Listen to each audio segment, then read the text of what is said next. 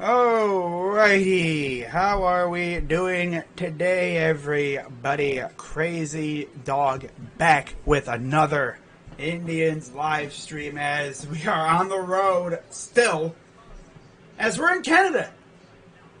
Yeah, we are officially in Canada. As you can see behind me, that is the lovely, well, this is of course my wall, but, you know, if I had a green screen, it would literally look like I was in the Rogers Center. You know, standing in the, maybe like the concourse area, like in one of the seats looking back at you guys. But, yeah, Rogers Center. Now, if they were in Buffalo, I would have had to scrounge around and find a cool image of their AAA stadium. But remember, they also started their season off in Dunedin, in Florida. So, thank God we're not playing there. But, of course, they returned to Toronto just a couple days ago, and they are on a nice 10-game homestand, welcoming their fans back to the Six. Welcoming the team back to the Six. And yesterday's game, I was supposed to stream it. If you paid attention, you would have seen that I did schedule a stream yesterday. But something came up, and I had to postpone it to today. So, game 104 of 162, Indians and Blue Jays. And let's try to win another game, okay? This whole bouncing back and forth between one game over and at 500 is kind of getting old. We've been doing this little back and forth, up and down kind of thing for God knows how long, like at least a week. This team is just allergic to going under 500, and honestly, I'm not mad at that. But let's see if the lineups will show up. Okay, here we go. They're showing up for me today. All right. I had problems with them showing up earlier, but actually, I might just pull them up on my phone here because for some reason, my internet's been fluctuating lately, and so my power's also been going out a lot out here too. Just out of nowhere, and when it does, it kills my freaking internet.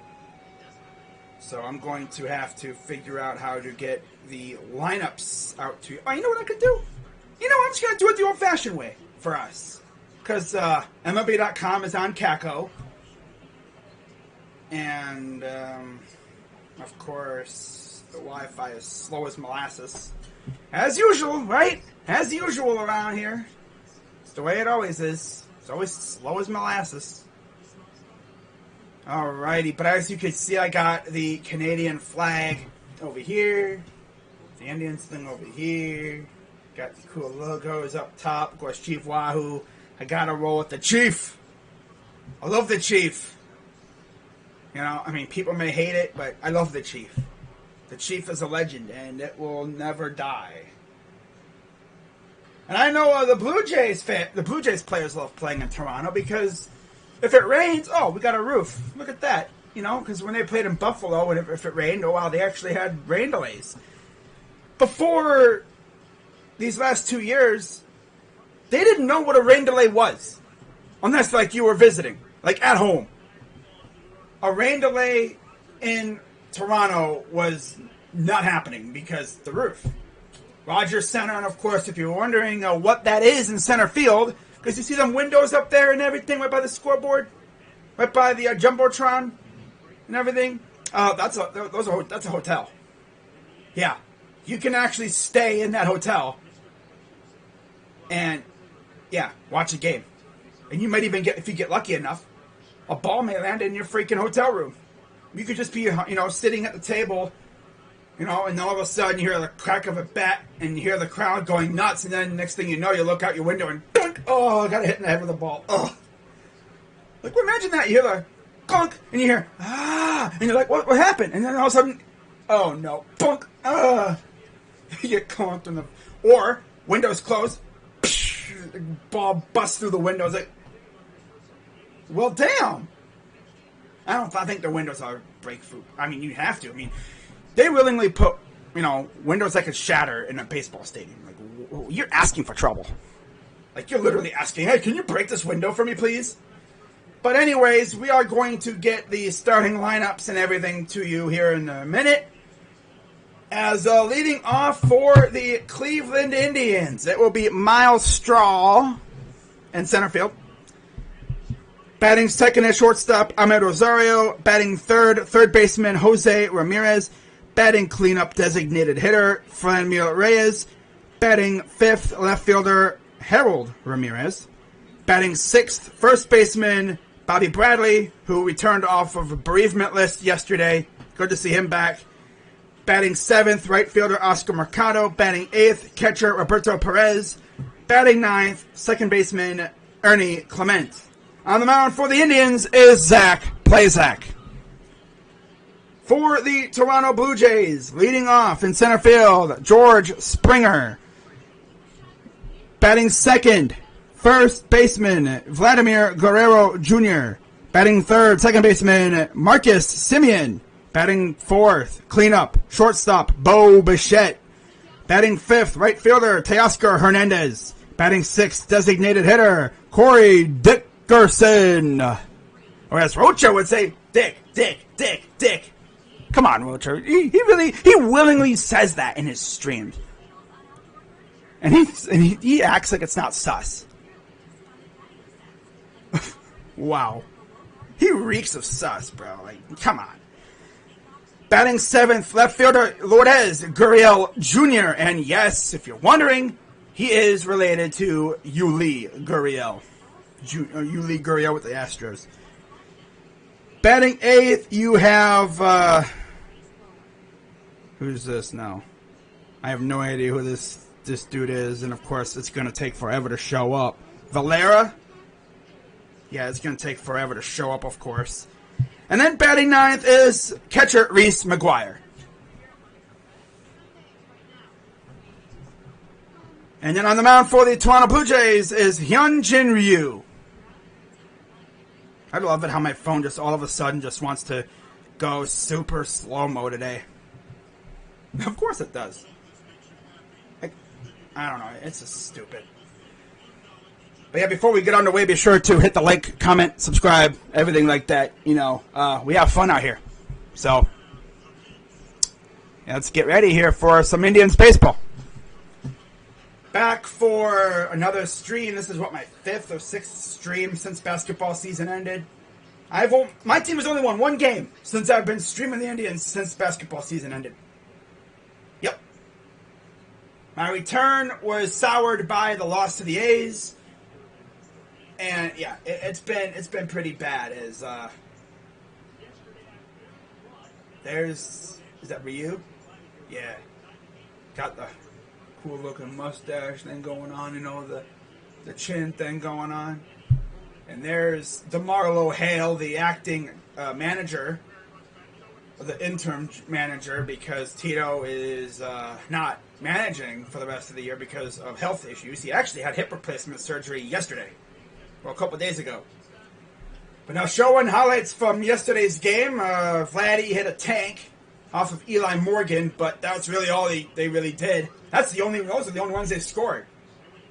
2-run jack for Vladdy, and that was it. And then we responded with 3 runs in extra innings, and we won 5-2. This season, he's ranked second in batting average, second in home runs, first in runs batted in, runs, and on-base percentage, and second in average with runners in scoring position. So essentially, when he's at the plate, he is dangerous. And of course, you know, that's not surprising. The dude is a monster. The dude is an absolute freak of nature. Speaking of freaks of nature, though, Jadeveon Clowney is absolutely wreaking havoc in Browns camp. FYI.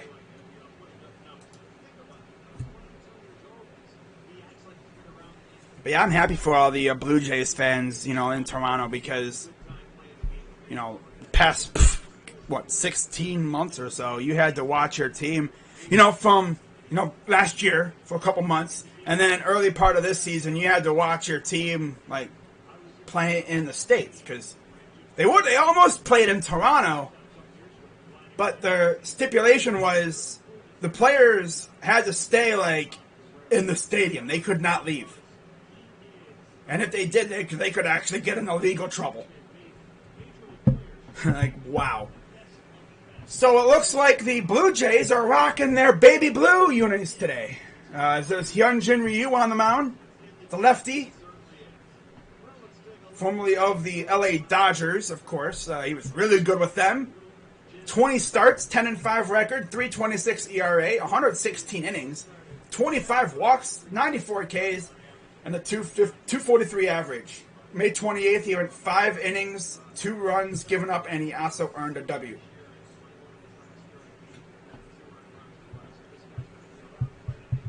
So we get ready here, and I will do this real quick. There we go. So the Indians, of course, like I've mentioned earlier, the lineup, Straw, Rosario, Jose Ramirez, who won us the game yesterday, Reyes, Ramirez, Bradley, Mercado, Perez, and Ernie Clement. I'm going to go turn off my fan real quick, right? So there's no noise pollution.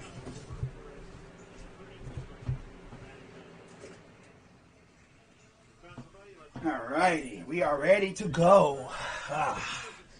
There was a nice little thunderstorm that rolled through here earlier. It's Breivik Valera. Okay, at third base. Bichette, Simeon, Guerrero, and then, of course, the battery of Ryu and McGuire.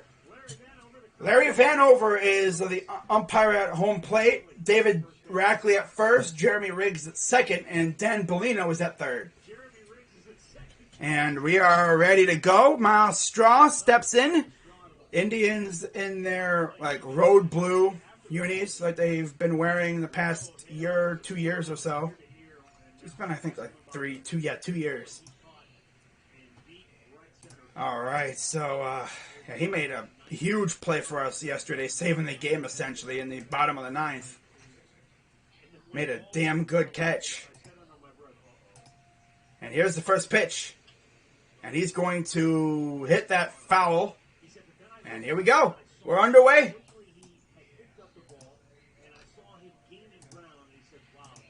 So, yeah, Miles Straw acquired from the Astros before the deadline.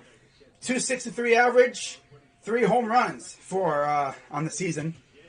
4 hits, 1 home run for us. Here's the pitch. Outside, ball 1. Yeah, I would have streamed yesterday. That would have been a lit game to stream, too, because Eli was putting on a masterclass until they gave up that home run. But even then, he was great. That was the only blemish on his record there. So here's the 0-2. Wait, they called that a strike? No, there's no way they called that a strike. No, okay, they put it as a... No, that's a ball. That's weird. That first pitch, I thought that one pitch was a ball. Oh, I guess it was a strike. Okay.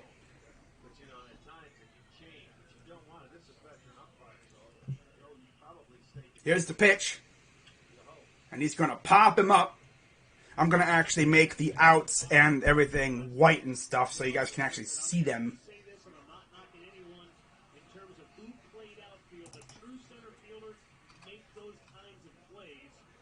Hang on.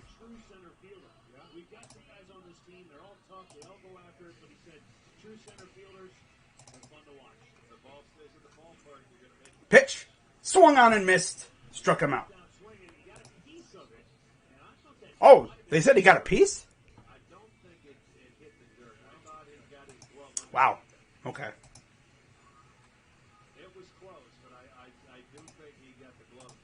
Okay, so they said he might have got a piece of it, but it doesn't really matter.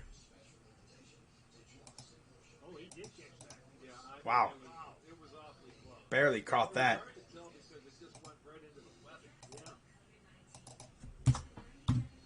Alright. Here's Jaime Rosario.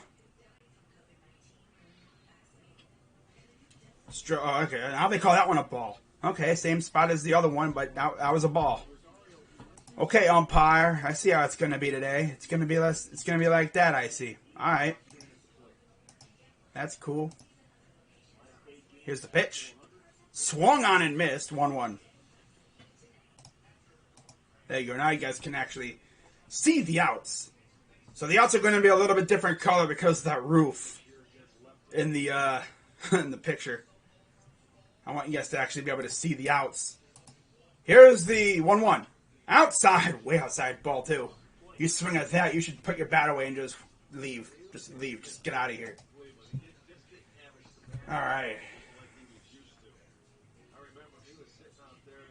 Here comes the 2-1 to Rosario.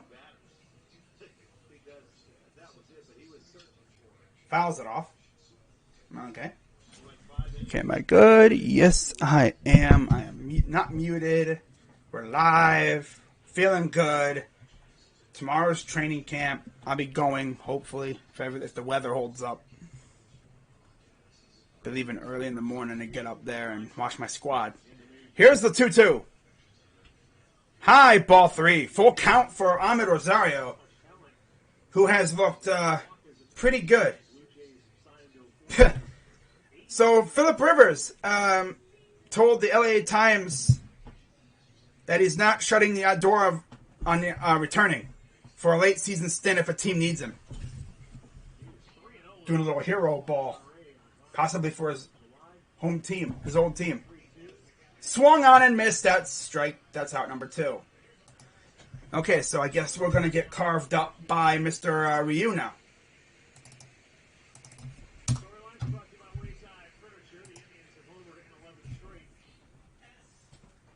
Oh, okay.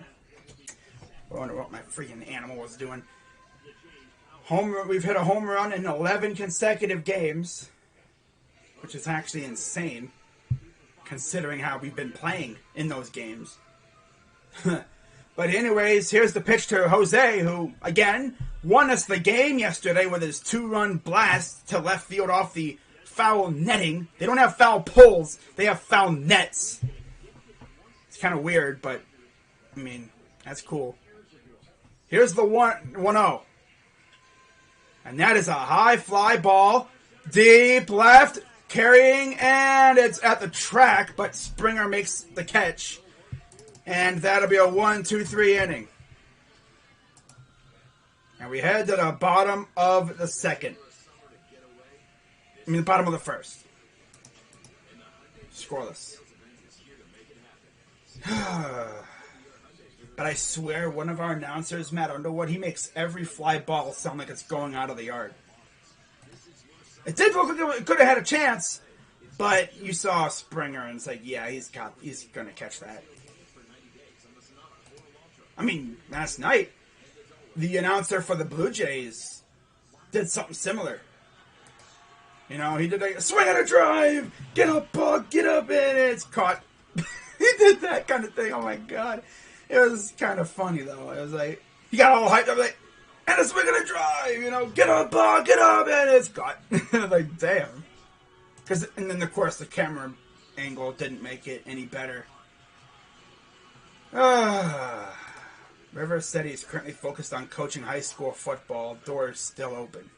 I could see a team calling him, you know, for like a late season stint, you know, like a couple weeks, and he just goes to coach his squad, especially because high school football, depending on the state, usually goes until November. At the latest, December. So he'd be good to go for like a late season possible playoff push for a team. Just long enough until maybe like they get their quarterback back or whatever. So Zach Plesac on the mound for the Indians. Rocking 14 starts, 6-3 record, 4.26 ERA, 80 in a third innings, 16 walks, 52 Ks, and a 2.35 opponent average. Last 10 starts, he is 5-0 with a 3.50 ERA. And then, of course, for the Blue Jays, it'll be Springer, Guerrero Jr., Simeon, Bichette, Hernandez, Dickerson, Gurriel Jr., Valera, and McGuire. Buck Martinez. Okay.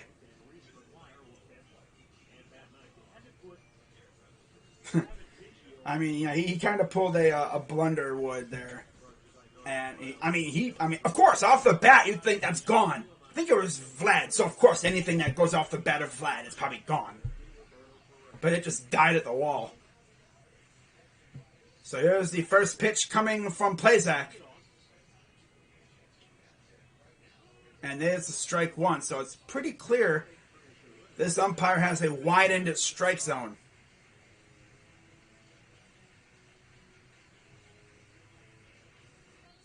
Here's the pitch.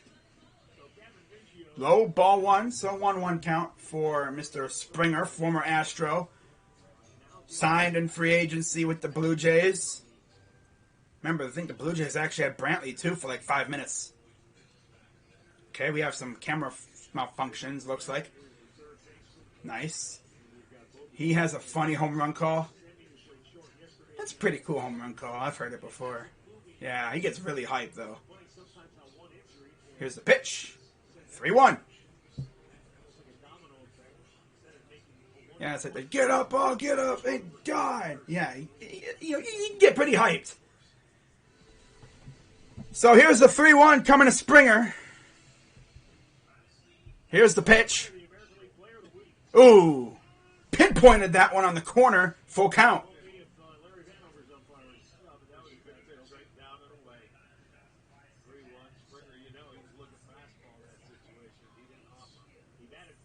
So here's the full count pitch, payoff pitch for Plesac. And this one has hit a ton, and that is gone. So we're talking about home runs, and Springer leads off with a Springer dinger. I mean, he's probably the best at that kind of stuff. One of the best leadoff ding-dong hitters in the league. And it's 1-0. Just one batter in for the Blue Jays.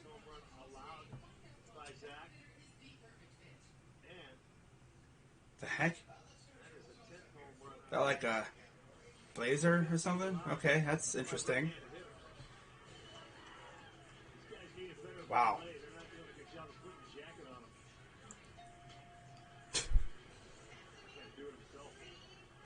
Okay. And now here's Vladimir Guerrero Jr.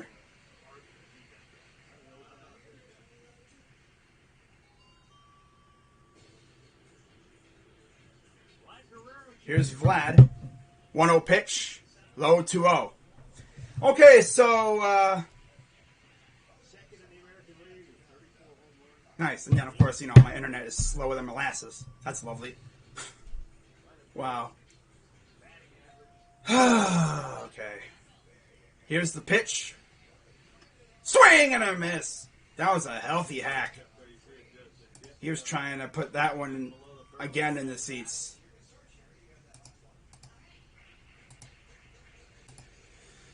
Wow. 2-1 count for Guerrero.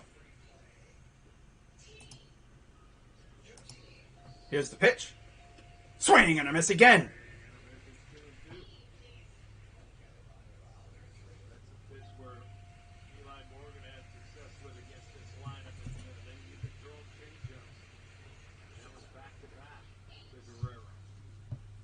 That was his 12th home run of the year. Here's the 2-2.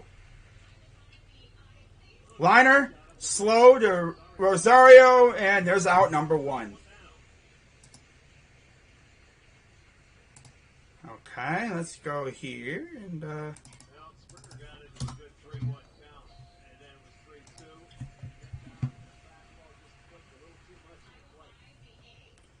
that's been a problem for our guys. They just get too much of the plate.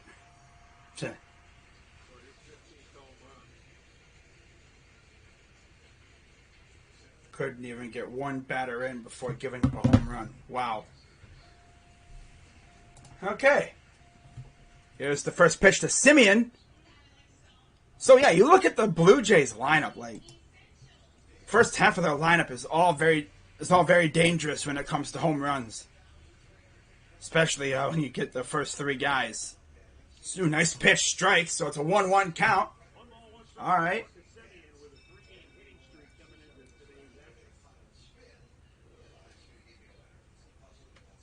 Here comes the 1-1 from Plesac.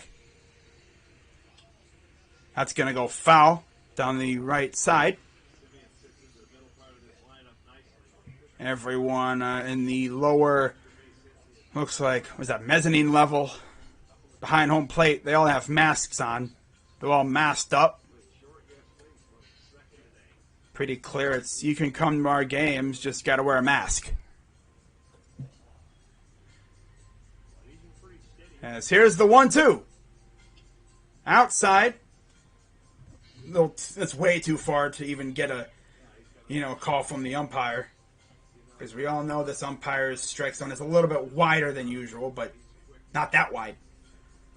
Here's the 2-2 to Simeon. And this one is going to be hit a ton, but not enough.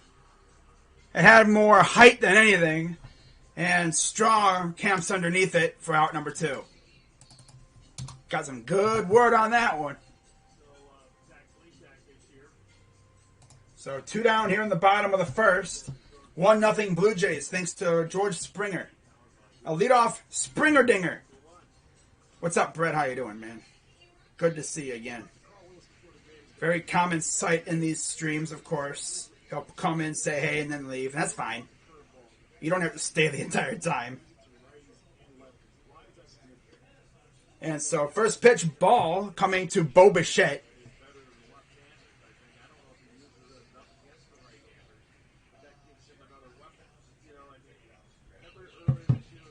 Here's the 1-0. Swing and a miss, 1-1.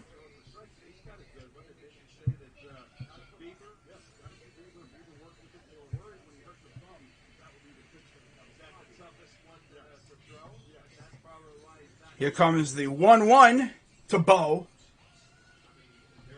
In the dirt. 2-1.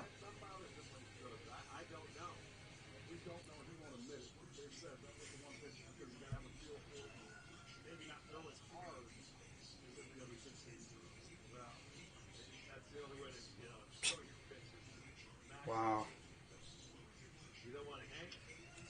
And there's a foul ball.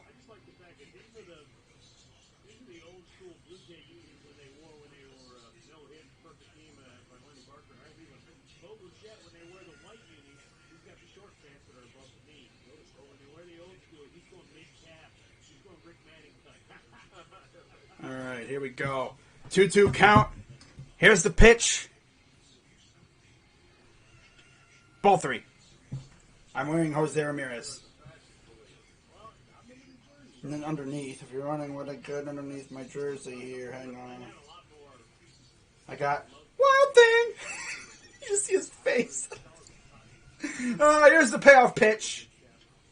And he's going to foul that one off. You just see Wild Thing's face pop in like, hello. Hello. Hello there. You put like the Obi-Wan Kenobi freaking voiceover like, hello there. My God, he's like, hello there. Oh my God. Oh, okay, enough, lollygagging. Let's get back to the stream here. Payoff pitch from Plesac. Chopper. That went sky high, and Jose had to hurry, and he could not get him. But that thing took like 10 seconds to get.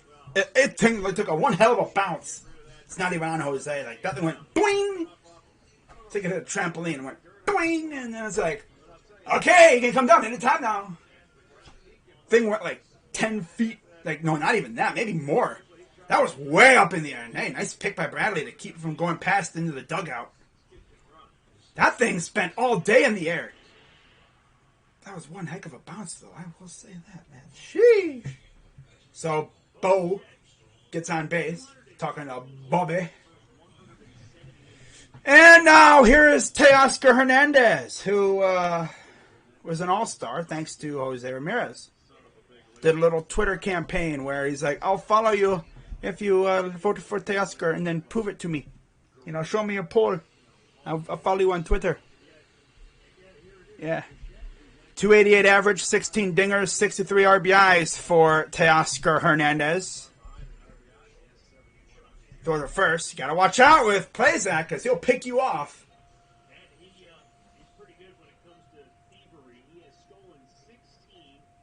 You call him loss prevention, Plesac, because he'll get you if you're not paying attention. If he cuts you sleeping at first, he'll get you. Here's the first pitch to Hernandez. And then he lost the ball, and Hernandez will take second anyway. So again, freaking Roberto being kind of low-key lazy behind the plate. Can't figure out how to use his glove. Close the glove on the ball, my guy. Just right off the glove. Like, bro, use your glove. Lower your glove. It's like, is this dude being lazy all of a sudden? He's turning into Gary Sanchez, man. Some people have actually said like he just doesn't want to be with the Indians. Well, should have said something. They would have traded you. Like, damn. Say something about it, you know? Let them know so they can trade you. Maybe we can get a good piece out of it. And he swings at that one way outside 0-2 count. Hernandez rocking a nice 288 average. I'm pretty excited to see what the uniforms for the the Guardians look like next year and everything. Here's the 0-2 to Hernandez. In the dirt, ball one. He's really trying to get these guys to chase, and they're simply just not falling for it. Done a lot of waste pitches, I'll tell you that much. I don't mind it, but it just kills your freaking pitch count. That's the only thing with it. You throw those pitches so you're like, oh, he's looking, you get him looking outside, and you throw one inside on him when he's not expecting it. All right, here's the 1-2 to Hernandez. Chopper goes foul. Didn't go anywhere. That would have been the easiest out of all time.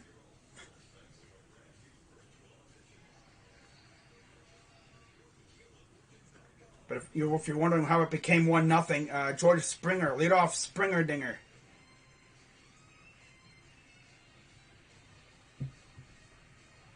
So here's the 1-2 coming to Hernandez. Bo on second. 2 outs. Here's the pitch. Fouls it back. Stays alive.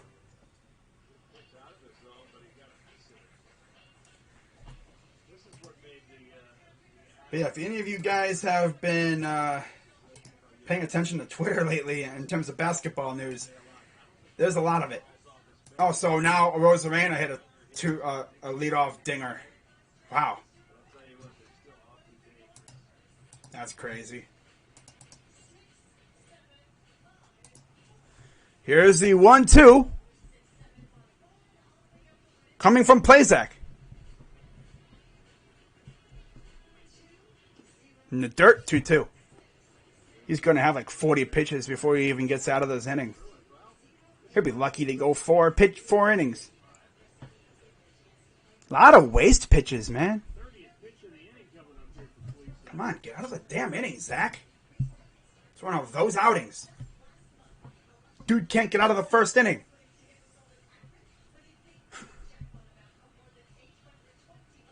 Come on, one more strikeout. Let's go. Here's the pitch.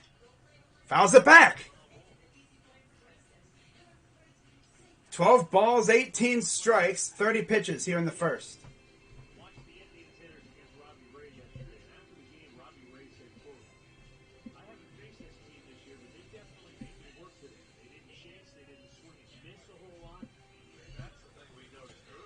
Ryu's just like, keep this up. George Hill plans to sign with the Bucks. Wow. Everyone's going to Lakers or Bucks or whatever. Here's the 2-2 pitch. And that is high, deep, and gone. Okay, so this is how it's going to be for Zach. He's just going to give up dingers all day, apparently. Dude can't freaking locate now. Can't make guys miss. 3-0, and here we go again.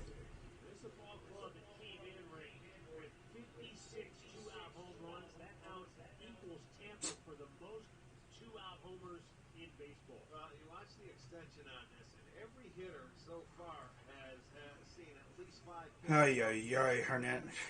Plesac. Now, this is the first time he's pitched against this lineup. And it's almost like, I don't know if he's intimidated or what, or trying to make perfect pitches. But boy, he's trying to be Picasso. That's what it is. At least that's my thought. He's trying to make a perfect pitch every time, and he's throwing a lot of mistake pitches. He's going to wind up throwing like 50 pitches in one inning. He'll probably barely go 1 inning. He'll be lucky to go 4.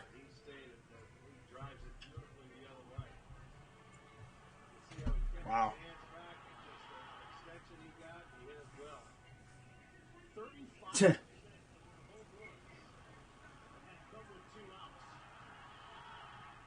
That went into the bullpen. Wow. Yeah, and then of course Zach Plesac gets 2 outs and he can't get out of it. I might have to take off the jersey, honestly. The jersey's not helping out. Here's the pitch. And now here's Corey Dickerson.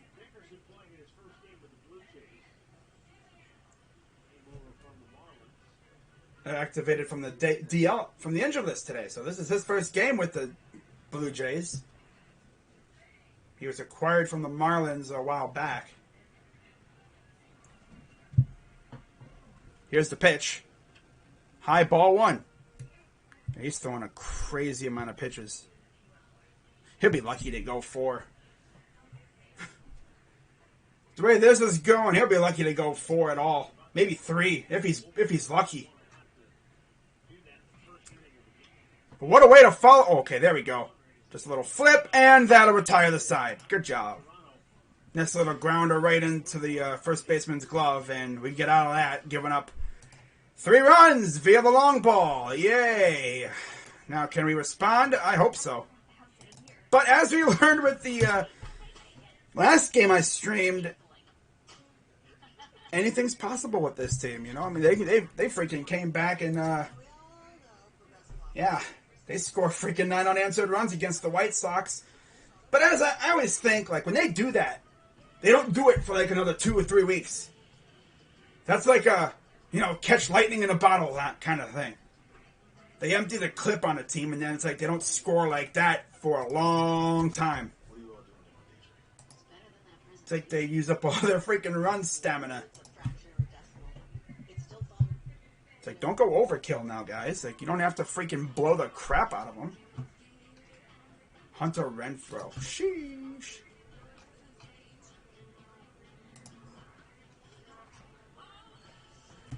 It's crazy, though. Plesac is not great. Meanwhile, you got Eli Morgan, who had a masterclass yesterday, and Quantrill's been good the last couple outings.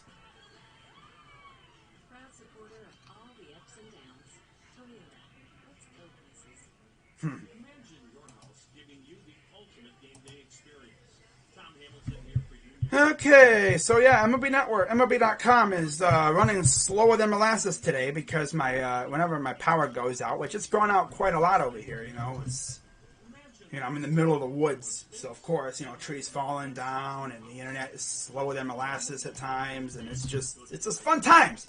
We have fun out here. But, you know, I'm trying to, like, you know, gather information and stuff, and it's just not loading. It's taken 3 years to load. So, that's always fun.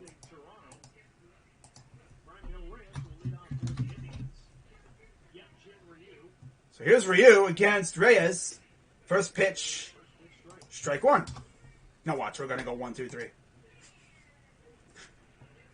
That was Hernandez's 17th dinger of the year, by the way.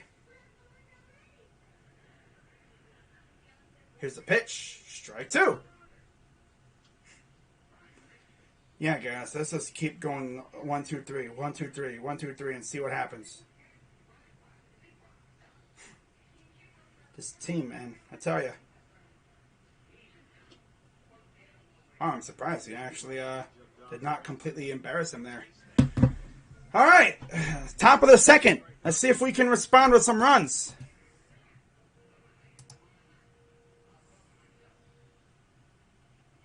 Here's the pitch. Low, ball 2. Evens the count.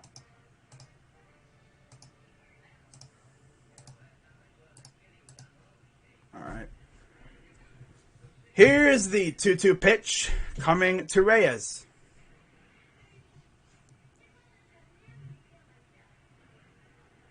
Swing and a miss. Ryu's just gonna... Ryukashin! Sounds like Ryukashin. You know, isn't that like a, what is that, Mortal Kombat? Yeah, something like that. Ayuka should slicing us up as usual. Freaking bums at the. They were great against Keiko, but now they're gonna suck against Ryu. Like, what the heck's up with that? Here's Harold Ramirez. And of course, we actually won yesterday when the White Sox didn't play. White Sox play today, so who knows how this is gonna go. Pretty much whatever the White Sox do, we're probably gonna do. Here's the pitch to Harold Ramirez. Then again, these guys have barely played against Ryu. I think they played him in the first series in Cleveland. I think, was he the one that we faced when it was a monsoon? I think so. Huh. Alright. Come on, Harold. Fouls it off. That's all we do is foul off pitches. If they throw a damn near meatball, and what do? Foul it off. Foul it off, foul it off, foul it off.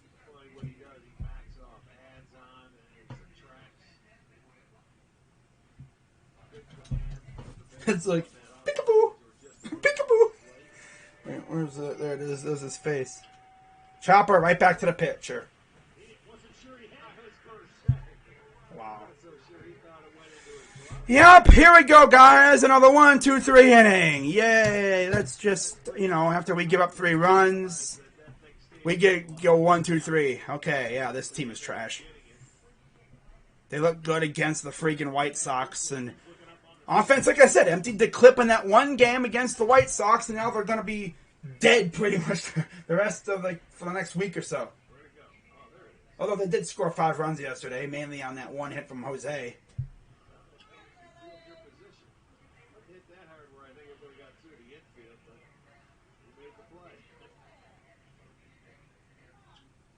Here's Bobby Bradley, fouls it back. We love to do that. Hit it with all our might, just goes, boink, foul back. Boink, foul back. Boink. 200 average, 11 home runs for Bobby Bradley. It's good to see Bobby back out there. Here's the pitch. And this one has hit a good amount. This will stay in the yard by a long shot. Shallow right, and that's out number 3. So, yeah, they hit 3 dingers. We go 1, 2, 3. Okay, this offense is back to being garbage today. But, we're facing an all-star caliber pitcher. But, Keiko is an all-star caliber pitcher. Robbie Ray has been looking good all year. We did good against Lance Lynn. It's just, we suck today, I guess. So, it's time. We still got a long game to go. Who knows? There might be another out-of-nowhere freaking 10-run inning by us. But, I don't know, man. This is their first time really facing Ryu again. They haven't faced him in a while. Usually it may take this team maybe 1 or 2 more go-rounds and get through the order to really get an idea of what he brings. Haven't really had too many trash at-bats. But the at-bats so far have just not been ideal. This baseball team is literally home run or bust. It's literally like what the Yankees were doing. The Yankees have reverted to the good way of playing baseball. Small ball. We're trying to kill the ball every time.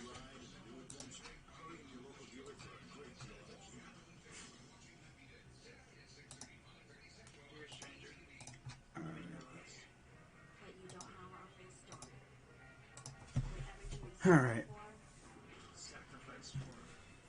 I'm just so happy baseball is, starting to round out so I don't have to watch this cheap-ass team anymore. I wish I had streamed a lot when, this team was really good. 16, 17, and 18. I know I streamed a lot in 2019. That was getting near the tail end of this team's dominance. And I believe Chris Antoinetti said, oh yeah, we're going to raise payroll next year. What, $10? We're going to go from $50 million payroll to $60 million payroll. Oh no, probably $51 million. Knowing Dolan, he's going to go, oh, $51 million payroll. Yeah, okay. Nah. I'd be shocked if it's anywhere like in the 80s or 90s. They're not going to go that deep. As there's a gapper, and here we go. Plesac is absolutely doo-doo today so far. He's not missing bats. They're hitting everything. Kind of like what we were doing against Michael Kopech. Kopech was, no matter what he was throwing, it's like we knew what was coming. And we weren't stealing signs. He might have been tipping pitches, I think. Hope Plesac's not doing that.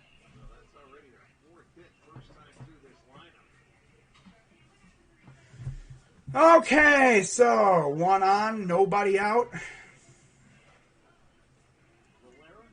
Here's Breivik Valera, batting eighth. Strike one. So they're almost one time through the order already. And Plesac's was already at 37 pitches. He'll probably dip into like 70s or 80s, but if he can keep it 3-0 until the offense wakes up, that'd be fine with me. A double play would be key here right now.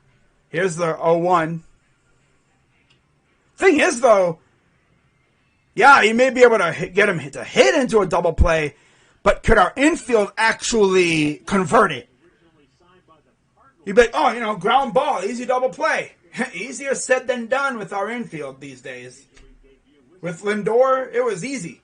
He was a vacuum at short. His glove was a vacuum. It was a black hole. It was a vacuum. He rarely ever botched anything. Ahmed Rosario, it's like you damn near have to like hold your breath every time the ball goes his way because he's been botching so many routine chances. Then they go to turn double plays and they take forever. They do it in slow motion. Here's the 0-2. This is popped up in the infield and Jose calls it and makes the catch. One down. Like I said, I was thinking this team really had no chance against the White Sox that one game, and then they scored freaking 9 unanswered runs. All this team has to do is just key in on the pitcher a little bit, and then they start hitting him and do what they did to Robbie Ray, make him work a little bit. It's only the bottom of the second, but this team has shown me nothing when it comes to being consistent. Like I said, they essentially emptied the clip against the White Sox in that second game. 9 unanswered runs. This is not an offense that will do that a lot of games. And as you saw in that third game, there's a swing and a miss by McGuire. That was a healthy swing and a miss. Like we went from scoring 12 runs to 1. But again, it's also a product of the pitching. But they didn't really have that great of a pitcher starting, though. That's the thing. Here's the 0-1. Ooh, that's close. 1-1.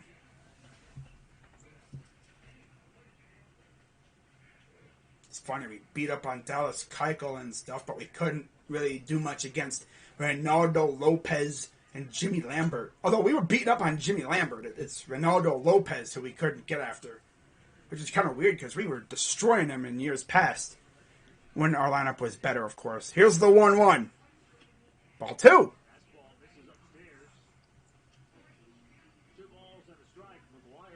I wouldn't be shocked if Roberto's not back next year.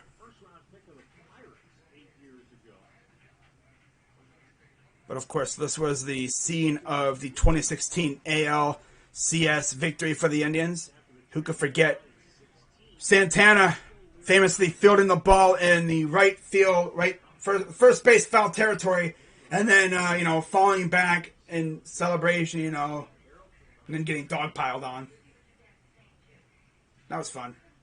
Of course, Trevor Bauer destroyed his finger playing with a drone. Wow. Wow, bro. Here's the 2-1 from Plesac. And that is going to be hit a good amount into the gap again. Dude, he literally cannot get anybody out. And now we got to go to the top of the order. Dude, Plesac is cooked today. Man, I was thinking heading into this series, yeah, we're looking, this is like the first 2 games are good. Like, we have a chance. Like, and as it goes along, the pitching gets worse. It still might be the case. Georges Niang signs with the Philadelphia 76ers, who also, by the way, signed Andre Drummond today. How about that? Niang and Drummond. Wow. Well, here's Springer again. Hit a home run his first time up. Here's the pitch. Does not go. Or did he go? No, he did not. But if I was a Blue Jays fan, I'd be feeling hella good about this team. The only thing is, the Rays and the Red Sox are as good, if not better, than you. You did add Barrios, you added Brad Hand, and you fortified your roster. But yeah, you gotta catch Tampa and them.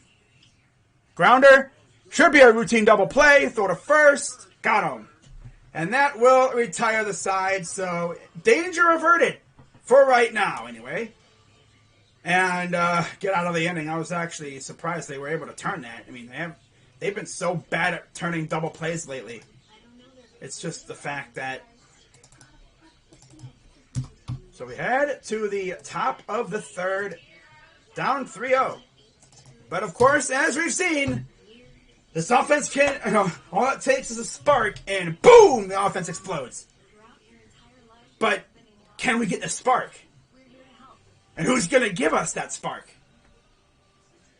I mean, if you think about it, that game against the White Sox, we were down 6-1. Who gave us the spark in that game? You could say Ahmed, honestly, because he hit the first run that we scored. But I think it was Owen Miller. I was going to say ironically, but no. Funny enough, I think it was Owen Miller who gave us the spark. I think he was the one that gave us the spark there. Because he hit that home run, as they're showing Jarvis Landry doing some sort of funky dance on building the Browns. Oh, he's kind of mocking DPJ a little bit with that dance. Okay. I don't know what kind of dance that is. But you love to see the guys having fun. I cannot wait for football, man. We're like, 2 weeks or something away from preseason football? In which case, I plan on doing maybe at least one of the games. We'll see. We'll see what happens with that. I'll be sure to let you guys know in detail, when they come around. I know we have, one game on national TV. So, I think it's the Falcons game. We play the Jaguars week 1 of the preseason. I'm probably going to do that game because we're facing Trevor Lawrence. But it depends on who's playing for us, too. Will Baker get some run, or are they just going to say, Baker, you're good to go, and we're just going to... Well, I think they're going to do that with the second game. Guess we'll find out. But I'm excited to see what this freaking defense does this season. Jadeveon Clowney's been wreaking havoc. Oh, crazy dog! Don't talk like that. It's freaking It's freaking sprint. It's training camp. I mean, his agent even said that, when Jadeveon gets training camp, he's good. And there's a bunt by Mercado, and he will get there. Ooh, look at Oscar with the leadoff bunt. I guess if, any way possible, right? Just get on base. Oscar with the leadoff bunt. Catch him off guard. Let's see how they did this here. Let's see. He just bunts and it goes in the right spot. Vladdy had to come up and get it. Is that Simeon going the first, but he wouldn't have gotten Mercado. Good bunt though. Good bunt. You essentially took the pitcher out of the play right there with that bunt. But now here's Roberto Perez. Takes the first pitch strike. Why do I have a feeling Roberto is going to hit into a double play? Oh, wait, because he always does that. That's right. 140 average, 6 homers, 15 RBIs for the catcher. Missed a good while with a thumb injury or finger injury. Here's the 0-1. I mean, I think he missed about a month or so with a freaking finger injury. He had we had to use Freaking Rene Rivera and Austin Hedges. And what the heck's Fran Meal talking about in the dugout over there? Talking to Harold or something? Here's the 1-1 to Bebo. Strike 2. So he's just not going to swing his bat? I mean, Roberto, he had that one offensive explosion when we got rid of Jan, and then he's been mediocre ever since. It's like he just used the fuel from losing Jan to go off, and then he sucks ever since. 1-2. Strike 3 called. Okay, Bebo, you can swing your bat, you know. It's not illegal. You can swing your bat. Part of me doesn't even think he wants to be here. What's up, Eric? But yeah, part of me thinks he doesn't want to be here with us. I mean, if you didn't want to be here, you should have had them trade you. You could have gotten a decent return for you. I mean, you're a defensive mastermind. Can't have our catcher being lazy. I mean, look what happened against the White Sox in that one game. Freaking, how many freaking errors did he commit? Like, damn, bro. Here's Ernie Clement batting 9th. Grounder right through the gap. And Mercado is going to chill at second. So tying run will come to the dish in the form of Miles Straw. So the bottom third of the order, minus Roberto, of course, because he's a bum, actually takes care of business.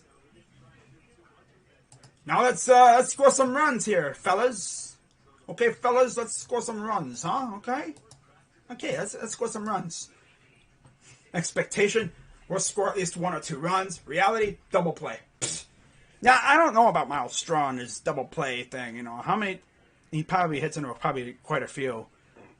Just put it in the gap and let's score some runs or something. Guys, let's go.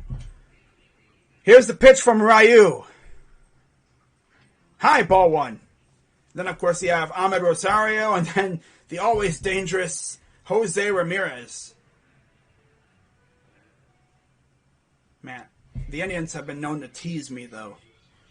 Can I trust that they could put some runs up on the board here? God, I hope so. I would love it. Here's the 1-0. Pops it up. And that'll be 2 down. Oh, yeah, guys. Let's just get runners on and then strand them. That's even worse. Stranding runners. Ah, yes. The old Indians tradition. Stranding runners. But we have Ahmed coming up. So maybe Ahmed can come up clutch. He has been pretty good lately. Josh Hader on the list. You're on the list. And Axford was acquired from Blue Jays for $1. Really? It just said for $1. I know he was in the minor leagues, but damn. Wow. Okay. Interesting. It literally said acquired for $1. $1! I would have said 50 cents. And here's a high fly ball. Will that get down? No, it won't. Damn it! Curse you, Springer! So yeah, we strand runners. Again, old Indians tradition. Get runners on base and then we strand them. Yep. Leave them out to die. Or leave them out to dry. Stranding runners. That's what we do best. What is scoring runs anyway, you know? I mean, again, they're trying that old thing where they try to hit dongs every at bat instead of just, hitting base hits. Scoring a run or two. Doing what we did against Keuchel. But I guess that's overrated.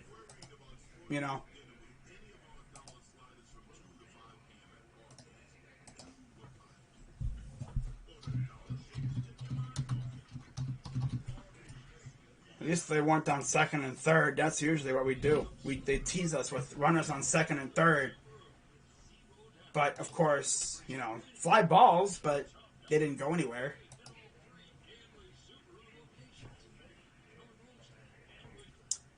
That bunt, though, was nice. Magee has hit 498 dingers in his career. Wow.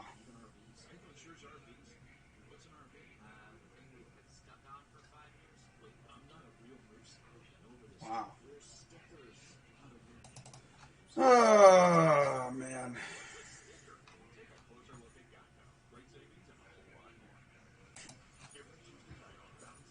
That's funny.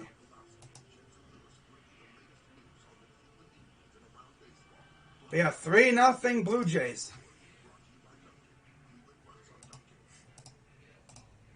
Oh no! We suck again. I thought that was going to get down, man. But of course, you have George Springer in the outfield, and not a lot gets past him. The heck? Orioles. Oh, it hit off the base. Oh, damn. That's crazy. Isan Diaz. Every ballpark hit a dong that would have been a homer in every ballpark except Comerica. Because, of course, Comerica. Wow. Here's the pitch. Outside. Ball 2 to Vlad. Indians' tradition of stranding runners. Could have really took a chunk out of that, 3-0 lead. Swings and misses. I thought he actually hit that, but no. Thought I heard the clink of it hitting the bat. Might have, but it was nothing. Oh, God, don't remind me. Don't remind me, Browns cards. I know. 2-1. And here's a high fly ball. Straw is there. He will make the catch. And there's out number 1. Like, this team can come back. It's just, I don't know if they will.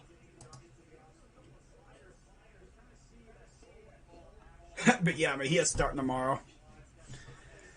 Who's he? Isn't he facing like Stripling or Mats or something? He's facing one of those two. I think the Jays are like throwing all lefties at us. They literally, I think, oh, here's a pop-up. Roberto is there. He'll make the catch. 2 down. I always get scared when that ball goes straight up like that, because I don't know if he's going to catch it, or knowing us, someone's going to run into him. Our guys seemingly have just forgot to, scream out with your lungs that you got the ball. That was what? It's happened twice now where we've had a routine fly ball that would have been caught, like, fall to the ground because our guys didn't open their mouth to say, I got it. Call off the other outfielders. And here's a Bo with a high fly ball, and Straw is there, and he'll make the catch. I did not know Straw could run that fast. Wow. So, 1, 2, 3. Okay, Miles, I see you. He's fast. I did not know he had that speed in him. But, you gotta be fast to be a center fielder. You've seen some of these center fields, man. It's like cavernous. It's like you're out all alone. You have like 2 miles of freaking grass between you. You have like a few hundred feet of grass and stuff, of space between you and your center and right fielders. You're all alone sometimes. So it's always good to have a speedster like Zimmer or Miles Straw. I didn't even know if Miles was going to get there. But he did. We head to the top of the 4th down 3-0.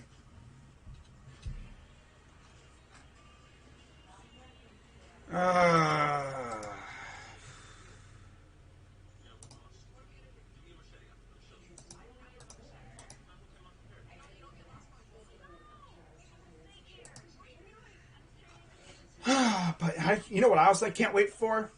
Cavalier basketball. Because Evan Mobley is going to be playing in Summer League with a bunch of guys who I barely know. Besides Okoro, you have Lamar Stevens and Fiondu Kabengele, who are from the summer, from the G League and stuff. But everyone else is like, huh? Who are these people? The only guy I recognize on our Summer League roster is Jalen Hands. Because, fun fact, he actually had a nice little thing with Colin Sexton in high school. They went at it. They had a nice little battle going on. I'm sure that would be fun, but Sexton, I don't think, is doing Summer League. Not like he needs to. But yeah, there's the view. There's a nice little view of inside Rogers Center. So let's see what the Indians can do here with Jose Ramirez leading off. Let's see if he can be the spark plug for this offense. Get it rolling. Because maybe it's just like with some of these, 3-point shooters. Once you get a run on the board, maybe that gives your team confidence. Because that's all it is, really. It's confidence. Here's the pitch. Strike. Strike one. Because a lot of times, like, if you can't hit a pitcher, if you can't touch him, it gets in your head, and you're like, I can't freaking touch this guy. But then if you're hitting everything, it's like, we're beating him up. We got him. 1-1. And the dirt, ball 2. Look what we did to freaking Lance Lynn and Robbie Ray yesterday. We got to him pretty good. Keuchel especially. We really got to Keuchel. Did you watch the game yesterday? Yeah, I did. Watched a little bit of it. But here's the 2-1. Pops it out of play. But I actually would have streamed yesterday's game. If you, I don't know if it showed up on my channel, but I actually did have a stream planned. But I actually had a doctor's appointment to go to, and I actually forgot about it. I was like, oh yeah, I got a doctor's appointment. Damn it! So I put it on private and made it today. So here's the 2-2 coming. Okay, they're gonna call time. But yeah, I did watch the game yesterday, or at least I listened to it on the radio. There's Ahmed looking at the video, and there's a grounder. This is... Oh, yeah, he failed it. So another leadoff base runner. Second time we've had a leadoff base runner. And this time, though, it's the power part of the order. But that doesn't mean anything against Ryu, because he'll make you look stupid. Not to mention our power hitters haven't really been clicking. Framio's been hitting bombs, but it's Bobby Bradley. Bobby has just been off lately, man. He has not been himself. Just coming off the bereavement list, too. So hopefully he's all right. Hopefully his mind's fully into it. Swing and a miss for Franmil. Come on, Franmil. We need a freaking bomb here. Or at least a base hit. That's why I hate when we only hit a single. Because it means a double play is in effect, and I hate double plays. I hate the double play thing, because it seems like we're hitting those too often. Here's the 0-1. No. Ball. Barely. That was like that close to being a strike. Right on the line. I think even McGuire was like, that was a ball? He just had that look like, that was a ball? Really? Wow. Okay. 1-1. Chopper foul. Tried to pull the same thing as Jose. He almost came down with it, too. He almost got away with it. He would have gotten away with it, too, if it wasn't for that meddling ball. And that stupid foul line. Ryu is throwing 41 pitches. 1-2 count for Franmil. Imagine strikeout and a double play. I would get so heated if that happens. I'm like, of course it does. Of course that's what we do. We do that all the time. Here's the pitch. Strike 3 called. Hey guys, let's just stand here with the bat. Let's just stand here with the bat, guys. I think we all know what's coming up, though, right, guys? I mean, let's be honest here. I think we all know what's coming up here. Yeah, I think we all know what's coming. Home run? God, I hope so, but it's Bobby Bradley we're talking about. He hasn't hit a dong in a minute. Grounder? Oh, that's Harold.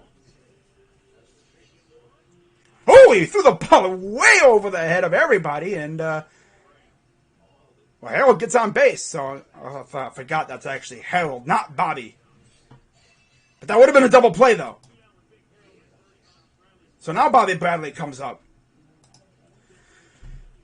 Wow. Dodgers Astros series earlier this season. Dodgers fans took over a section of Minute Maid. Tonight they go to LA. Wow. And I'm sure Astros fans are going to be prominent in that ballpark. You know, return the favor. So now here's Bobby with Harold on base. First pitch strike. Ah, yes. Staring at a pitch down the middle. That's another Indians tradition. Yep. Stranding runners, staring at pitches down the middle, hitting in the double plays, not scoring runs. That's our traditions. 0-1. Another one relatively down the middle. He's just going to be like, strike one, strike two, strike three, you're out. Bye-bye, bum. This dude's a freaking bozo, I swear, man. He's just going to stare at strike three. He's going to wind up going back to AAA. Oh, yo, I was going to say, if he seriously... That was a ball.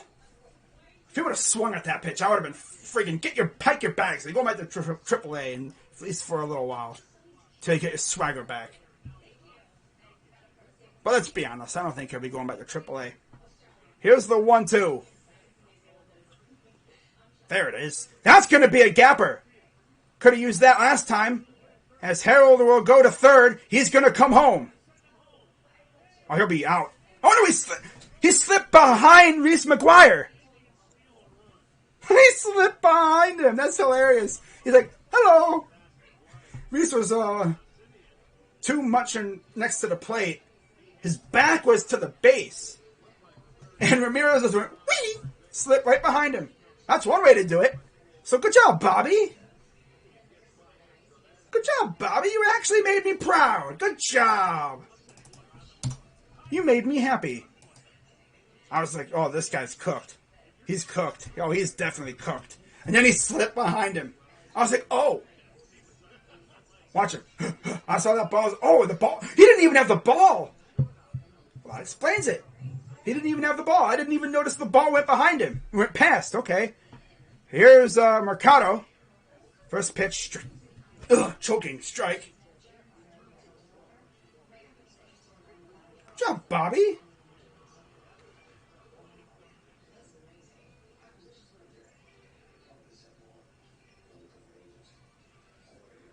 Here's the pitch to Mercado. Ooh, way inside. 1-1 count. 3-1 Blue Jays. Okay, guys, we are having fun today. We actually scored a run.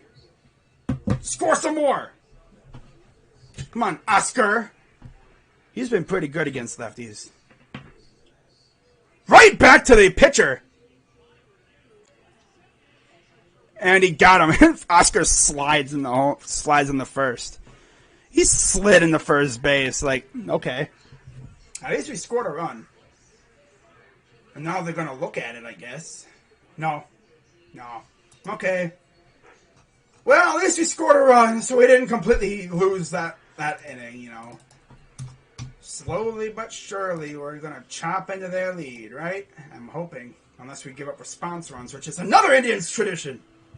Long-standing Indians tradition.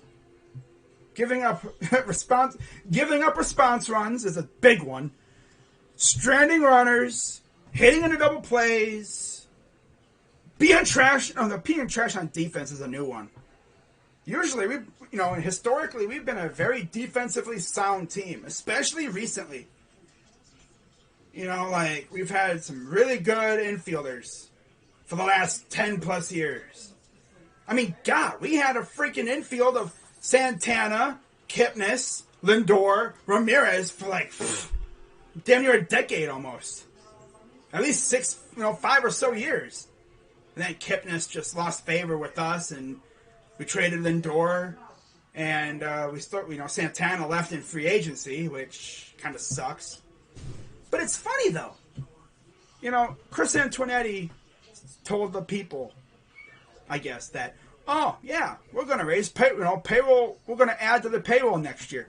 And I'm thinking, yeah, I'll believe it when I see it. I'll believe it when I see this payroll go up above $70 million next year. If we can get our payroll, I'm not asking to have a $200 million payroll. I just want our payroll to be at a respectable, competitive amount. Competitive teams usually have a payroll at about 90 to around 100 million. That's a pretty healthy payroll for a good team. I mean, when we, in the middle of our playoff run there, from like 2015 or 2016, when we made the World Series till 2018, we were at about 90 or 100 million dollars. And then 2019, we missed the playoffs because of injuries. And then last year we made it only because of the virus, let's be honest. And there's a gapper, so that's how they're going to start the bottom of the fourth. Leadoff single for Hernandez. Plesac is just getting eaten up. He cannot get guys to miss. If anything, you just got to make them hit it at your guys.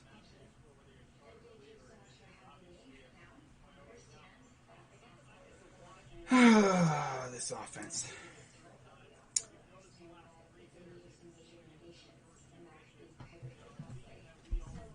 But after this, I believe we have Detroit at home, so at least we can maybe split with them, possibly. Knowing this team, though. And now my dog is pissed at something. Okay, that's lovely. Be right back.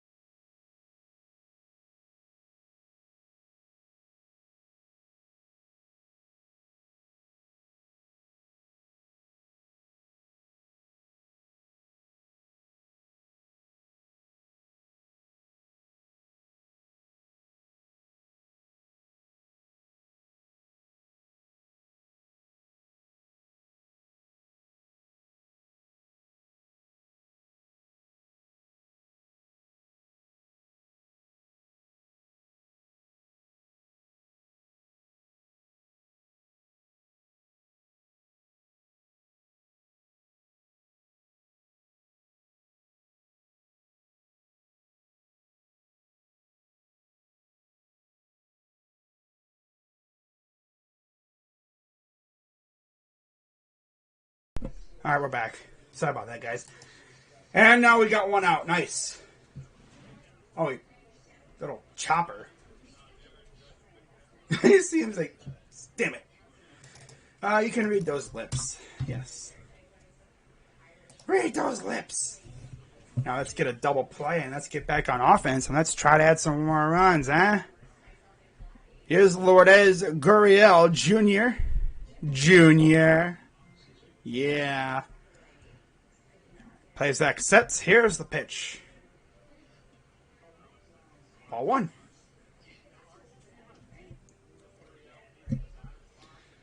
But the next stream after this, not tomorrow, that's for sure.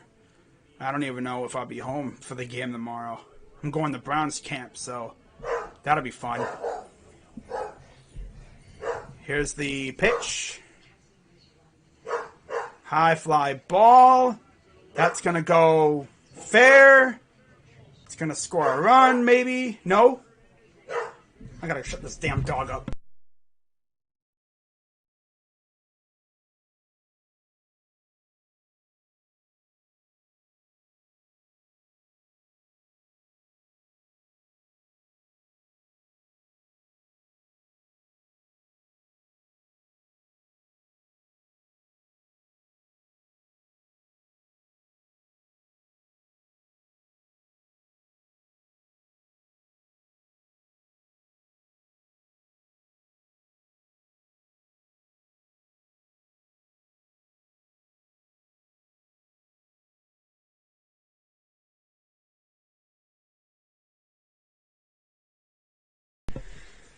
Okay, got that taken care of.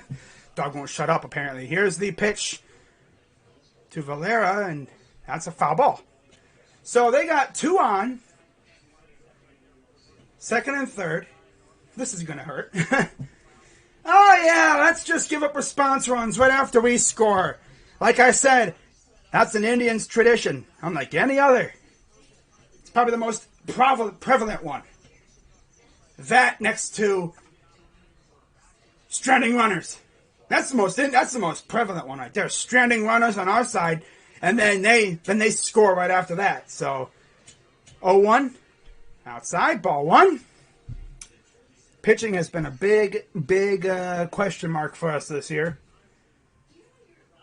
You know, we need to have a clean inning on the defensive side, and our pitching has not been able to put that up. Always giving up runs. When I do my recaps, you'll see it like in the scorecard and everything. It's like, we score, they score. We score, they score. We score, they score. Here's the 1-1. Fouls it off. 1-2. Of course, this is the bottom of the order, too. Reese McGuire on deck. Then you get the Springer. Oh, man. We've been straddling 500 for at least the past couple of weeks. Since we had that 9-game losing streak, we've literally been straddling 500. We've been at above by 1 game. 1-2. Grounder. They're going to give up the run. And they take the out. So 2 down, runner at third. 4-1 Blue Jays. We literally cannot get above more than 1 game above 500. This team is so bad. You know, and the payroll reflects that. You know, the payroll reflects that. We're out here sporting a $50 payroll. That's essentially what it is.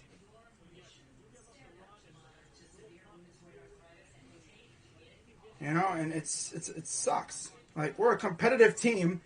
Our owners claim we're competitive, but yet we have a $50 million payroll. That's not competitive. You better have some damn near elite players like coming out of the farm system, which we do. Thing is, though, they're hurt. Because, of course, they are. It's usually the way it works. They're always hurt with us. With Bieber and Savale, I think we're right on the heels of the White Sox. And I think if they weren't hurt, we don't go on that 9-game losing streak. Because we wouldn't have a bum like J.C. Mejia pitching. We probably are like maybe 4 games behind, if anything. Here's the 2-0. There's a strike. So I guess the one thing is, at least it's a, just limit them to 1 run this inning. And then let's try to get a couple runs in the top of the 5th. Here's the 2-1. Swing and a miss, 2-2. But yeah, it's very clear. Plesac is just not. He has not been his best today. Gave up 2 dongs in the first inning, and then that run right there.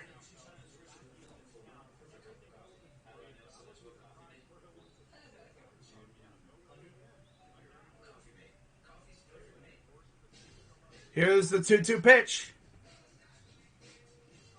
Ooh, that's close. Full count. Just imagine load the bases for George Springer. Yeah, how about we don't do that, guys? How about we don't do that?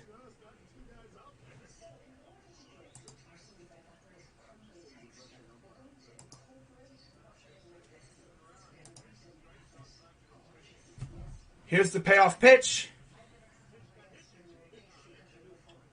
Grounder to second. And that'll retire the side. Okay. Only give up 1 run. I'm honestly shocked they decided to concede the run. Oh well.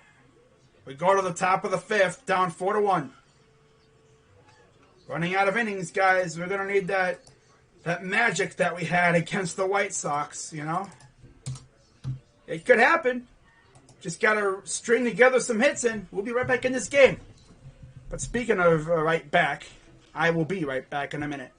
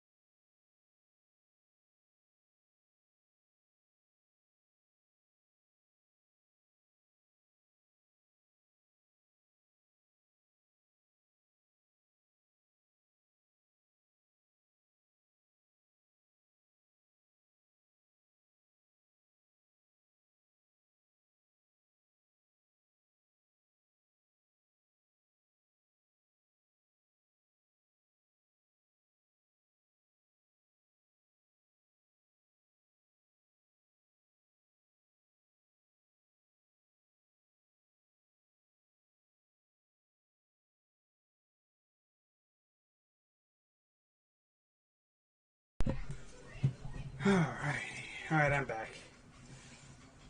Alrighty. So leading off is Perez. First pitch ball on the outside. Top of the fifth. Blue Jays lead 4-1. Here's the 1-0 to Perez. Strike.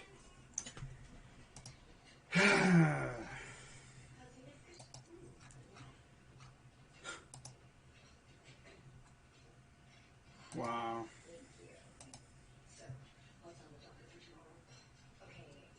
High ball two.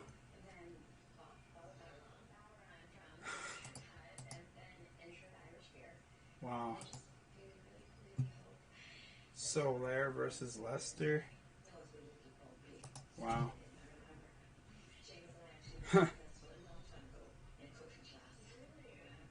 So 2-1 for Roberto.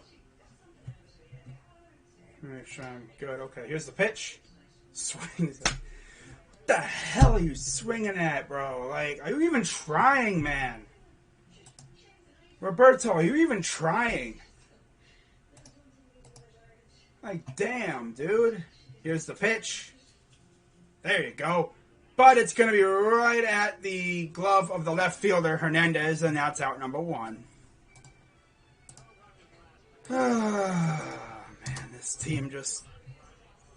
We're going to be like 81-81. And it's literally going to be like the last 2 months or so are going to be like win-loss, win-loss, win-loss, win-loss, win-loss, win-loss. Can't mount anything more than like a 2 or 3 game winning streak. Because pitching, mainly.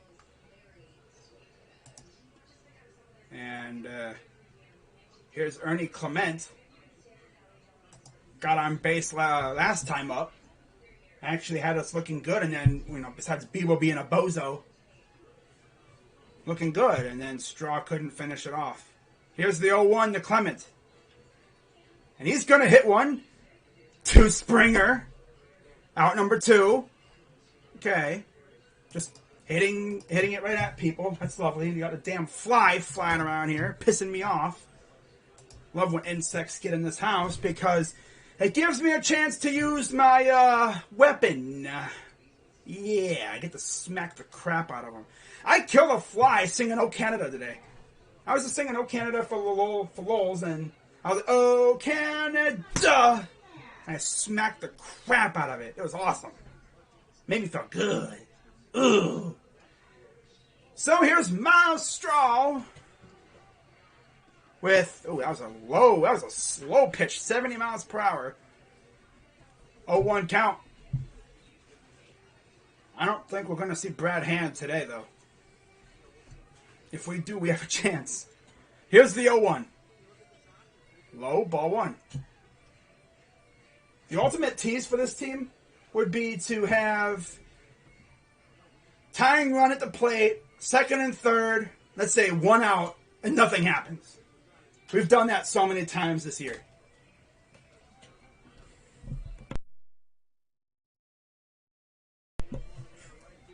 And there's out number 3. So, of course, we do the whole classic 3 fly balls thing where we just go 1, 2, 3, all with fly balls. Balls, balls, balls. In the air. So we go to the bottom of the 5th, losing 4-1. This team is pathetic. I'm gonna take this jersey off. I'm actually getting kind of hot. Oh, yeah.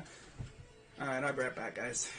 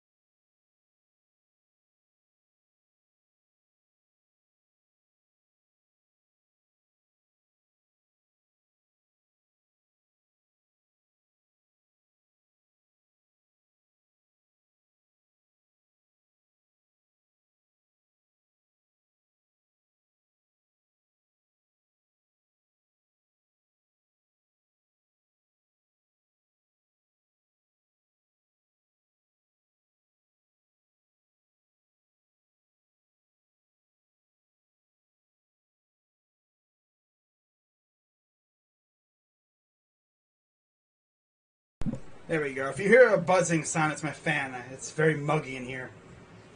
Funny thing is, it rained earlier, and you'd think it would get cooler in here. No. Swing and a miss for Plesac on its 1-1 count. Team's running out of outs. Mookie Betts is starting at second base for the second game in a row. My God, freaking Joey Gallo is 2 for 17. And here's a high fly ball that will get into the gap. And that'll be a leadoff double for George Springer. Oh, this team is pathetic. Wow.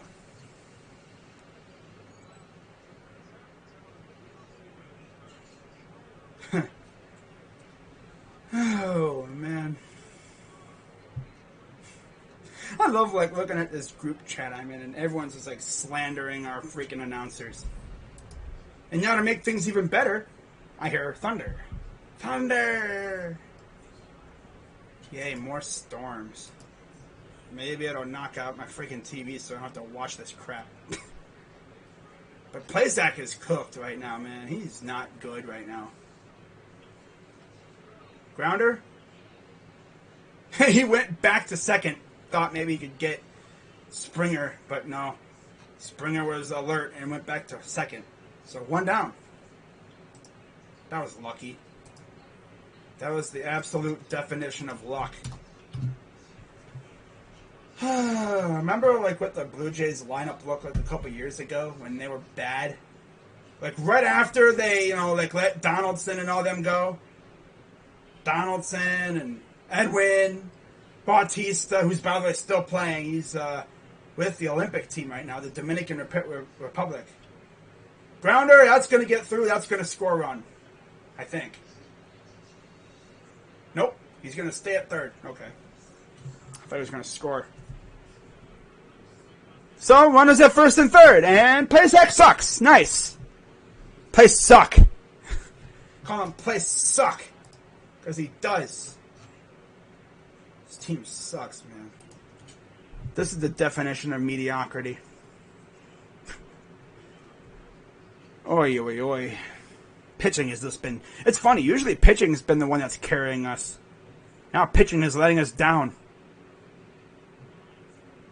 And it's good to have Plesac back, though. But damn, bro. He's blah today.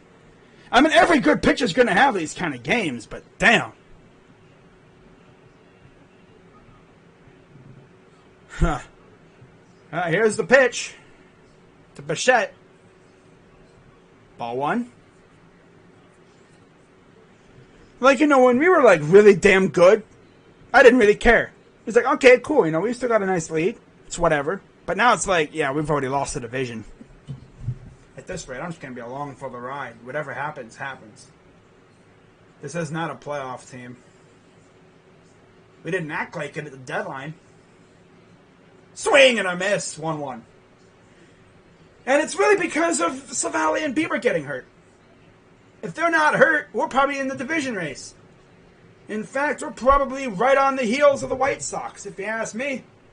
Because that 9-game losing streak probably doesn't happen. And we probably win a lot of those games. Because you got to figure, let's say you substitute Mejia for Bieber. We win a lot of those starts. Because Bieber is insane. And of course... We freaking won the last start for Savali because he hurt his finger. Of course he hurt his finger. And of course I think it was his middle finger. So essentially he just gave, the injury bug literally gave us the middle finger. It's like, God, what did we just do? What did we do to deserve this? My God, bro. Maybe it's just the, baseball gods literally emptying out the clip, as they say, when it comes to just bad luck. Maybe changing our name will not anger the baseball gods and we'll actually get good luck for once. That'd be great. I'd love to see things go right for us for once. And, Antonetti already hinted at it. They're going to increase payroll next year. I don't know by how much. Man, if these guys really come out and say, yeah, we're going to raise it by $1 million, I'm going to be like, Why even raise it? You're not going to raise payroll by $5 million. You're going to probably raise it back to like a good rate, probably $70, $80 million. That's a respectable rate for a team like on borderline contention rebuilding. This team is too damn... I mean, you do not rebuild with our pitching staff the way it is. Rebuilding teams do not have a Cy Young Award winner. Unless you're going to trade him away. And Bieber's too damn young to trade away right now. They better not trade him away. Yeah, rebuilding teams simply do not have a Cy Young Award winner, one of the best third basemen in baseball, and a freaking bopper at DH. It's just injuries killed us this year. Much like in 2019. Here's the 1-2 from Plesac. He's going to pop it up. This should be deep enough to score a run, I think. Don't collide! They almost did, too. Nope, he's safe. He almost got him, though. They almost collided with one another. But luckily they didn't. If they did, I wouldn't have been surprised. But yeah, we're definitely probably losing this game. We're going to get down to 6-1 and mount another rally. Ha! Better not freaking do that to me again. I mean, just mount the rally now. How about that, huh? But wait, we're not going to, because we did that against Chicago. They almost got him, too. They legit almost got him. That was a good throw. Not even going to hate. That was a good throw. They were like maybe another inch or two from getting him. Maybe that throw comes in a little earlier, they'd probably get him. Oh, well. So that was a Springer sac fly. Here's Hernandez. Swing and a miss. Oh, that wasn't Springer. No. Who was that?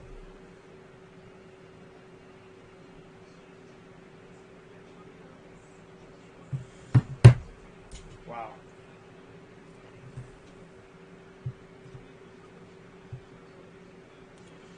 Here's the 0-1 Hernandez. Grounder, right through the gap. That's going to score another run. Here we go with that. Oh, we're down 6-1. Here comes another rally, guys. Ha ha ha. I'm joking. Dude, Plesac sucks today, bro. Like, he sucks.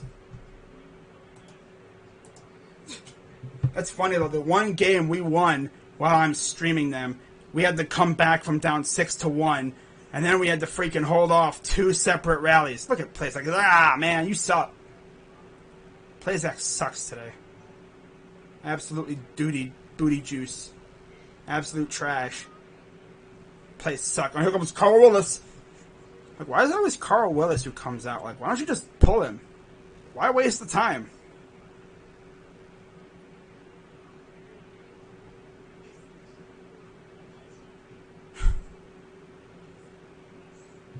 Wow. Oh, man. Oh, well.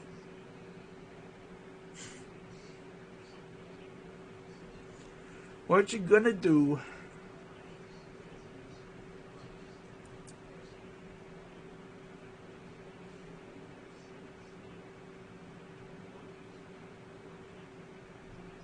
Come on, damn phone. Work with me here. Piece of garbage. And now they got, Trevor Steffens warming up. Man, we only see him when we're losing big. He's like the tank pitcher. He's the blowout pitcher. He's the surrender pitcher. That's what he is. He only pitches when we're getting beat. He hasn't pitched in literally probably 2 weeks or so. Foul ball. Yeah, it was Bichette, sac fly, and then Hernandez.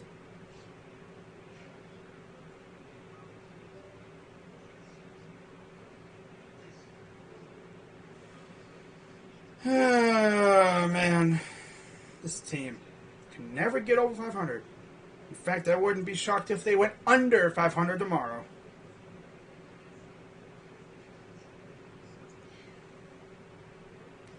Oh yeah, we're gonna raise payroll. By how much? You think Dolan's gonna want to raise it by like over the freaking? If it's anything over 10 million, I'll be shocked. He'll want to raise it to like 60 million or $55 million. He ain't gonna raise it that high, if anything at all. Here's the 1-1. He'd be the. Oh, did he get him? No, he did not. Oh, he did. Oh, he foul tip. 1-2. No, what he's gonna do is he's simply just going to raise it for 1 year and then he's gonna go back down. He'd be like, "There, I raised it. You happy? Now we're gonna go back down."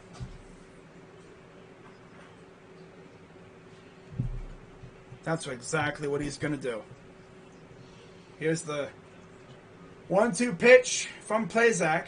His 82nd pitch of the night, and it's a high fly ball. Are they going to get there? Yes, they will. That'll do it for the bottom of the 5th, and we will head to the top of the 6th. Down 6-1.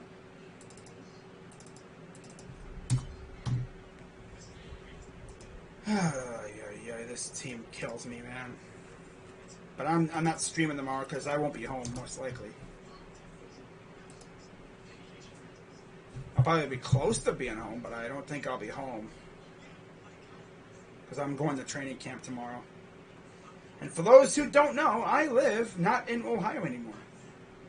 So it'll take me probably 4 hours to get down there, 4 hours to come back. So yeah, I probably won't be home because it'll probably be end about 4, 3, 4, something like that, and then whatever. It should be fun though. I can't wait. It'll be fun to see the guys again.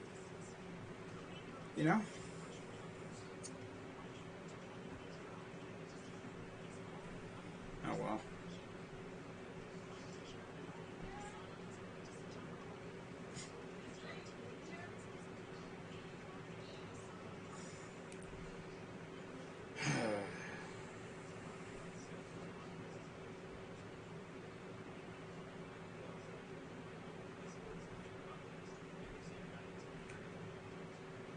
Alrighty.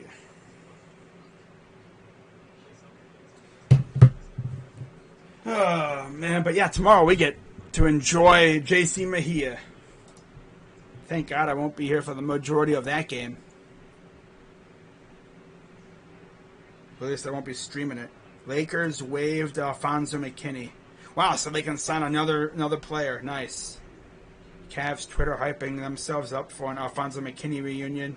I know, right? It's pretty sad when you're getting hyped up about a dude like Alfonso McKinney. Because nobody else wants to come play here because this team is a bunch of unknowns. Young unknowns. Ooh, DeMarcus AC. Tore his ACL today. Ew. Wow. That's tough. Hate to see that. Like, legit. Here's the pitch. And a high fly ball. This will be playable. Of course it is. Out number 1. God, it's like... This is one of those situations where it's like the earth is covered by, percent water, and the rest is covered 75% water or whatever. The rest is covered by the Blue Jays outfielders. Any fly ball that's hit towards them, they catch it.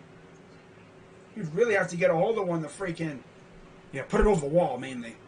Or hit a grounder. This damn fly is freaking bugging the crap out of me. I'm going to freaking hit a grand slam with it with this freaking fly swatter. I swear to God. Freaking angering me. Take out my anger from this team on that fly. Here's the pitch to Jose, and that's going to go a long way, but will it stay fair? No, it won't. Of course it won't. But he did hit that he did hit that far, though. That was a missile, but of course it went foul. Which means he probably just got it a little too early. Usually if you're a righty and it goes to the third base side, that's early. And to the first base side, it's late, I'm pretty sure, depending on the pitch and stuff. Here's the pitch. Fouls it off. Now here comes the inevitable strikeout when he's swinging at something way out of the zone or something. I mean, he does that a lot now.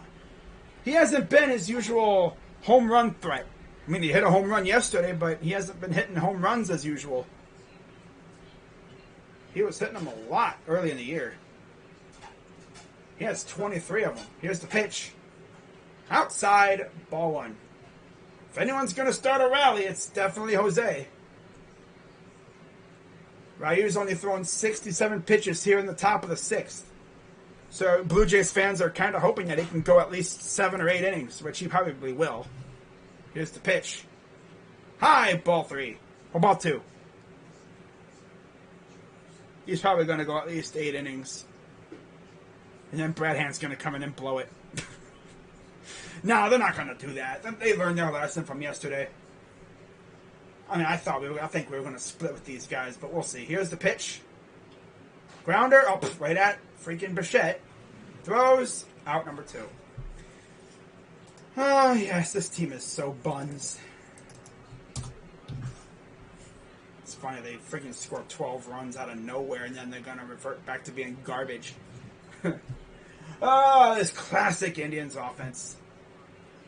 I still can't believe we've scored 12 runs out of nowhere. This offense has like no swag whatsoever. Most swaggerless offense I've ever seen. Swinging at garbage. And then Franmil hits that one. That's going to get down into the gap, and that's going to go over the wall. So a 2-out double. Oh, a 2-out double. Gee, I wonder what's going to happen. Imagine that starts a rally. Freaking 7-run inning incoming. Oh, imagine that. Nah, I think we could probably score at least a couple. At least cut their lead in half. Only to then give up 3 runs in the bottom of the inning because our freaking pitching is buns today. Like, if we can at least cut their lead in half, that's great. 12th double of the year for Franmil. Here's the pitch. Inside, ball 1. I feel like the Cavs are going to sign Alfonso McKinney. That just seems like a Cavs move right now. And it fits them too well. Here's the 1-0 to Ramirez. Inside, 2-0.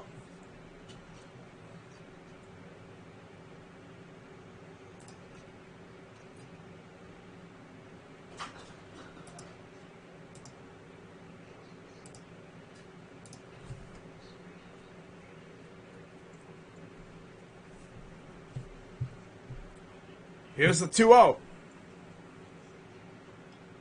Chopper foul.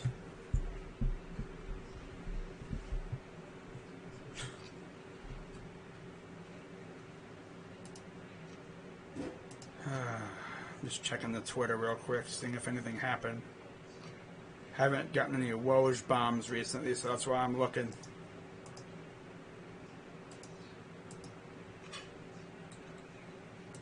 Alright. Here's the 2-1 from Ryu. That's going to go over the head of the left fielder, off the wall. That'll score at least a run. And let's see where Harold winds up. I think at second. So they switch spots. And it's 6-2. And if there's anything I know about this Indians team is they rally a lot. They're a rallying team. And usually the rallies are always started by the bottom of the order. Then the top of the order freaking ruins it. So here's Bobby Bradley.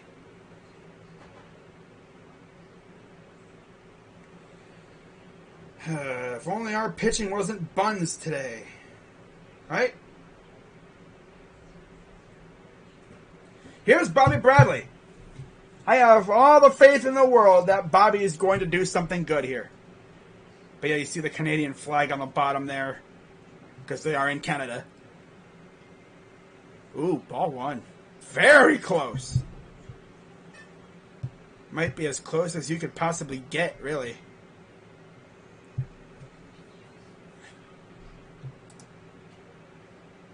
Oh, what?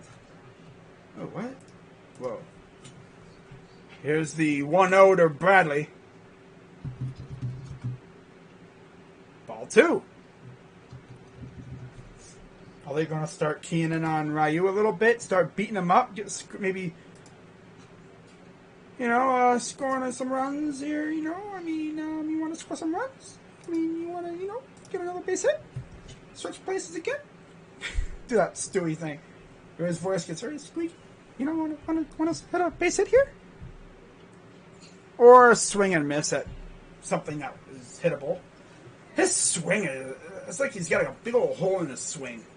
Because when he swings, it looks like he's going to mash the ball and it just goes... Whoop, like here's his bat, here's the ball. Like it's a mirage. Here's the 2-1. Oh, right back at the pitcher, and he didn't know where the ball went. He didn't say, oh, where'd the ball go? Damn it. He literally hit him and said, ah. Well, here we go, guys. Are we going to do something here? Jays or Indians fan? Wearing Indians, so yeah. Indians. They must be calling the bullpen. Ryu got 2 guys on base, and is it Roberto Perez? Oh God! Wow, wait for the They're like, hey, the ball's right there. Let's see what happened. He had it in his glove, and it fell out of his glove. He's literally looking around like, where'd the ball go? Oh, there it is. Oh. So first and third, 2 outs. And like I said, if the Indians can cut this lead in half, they'll be good. Bradley thought he caught it at first. And he's like, oh, crap.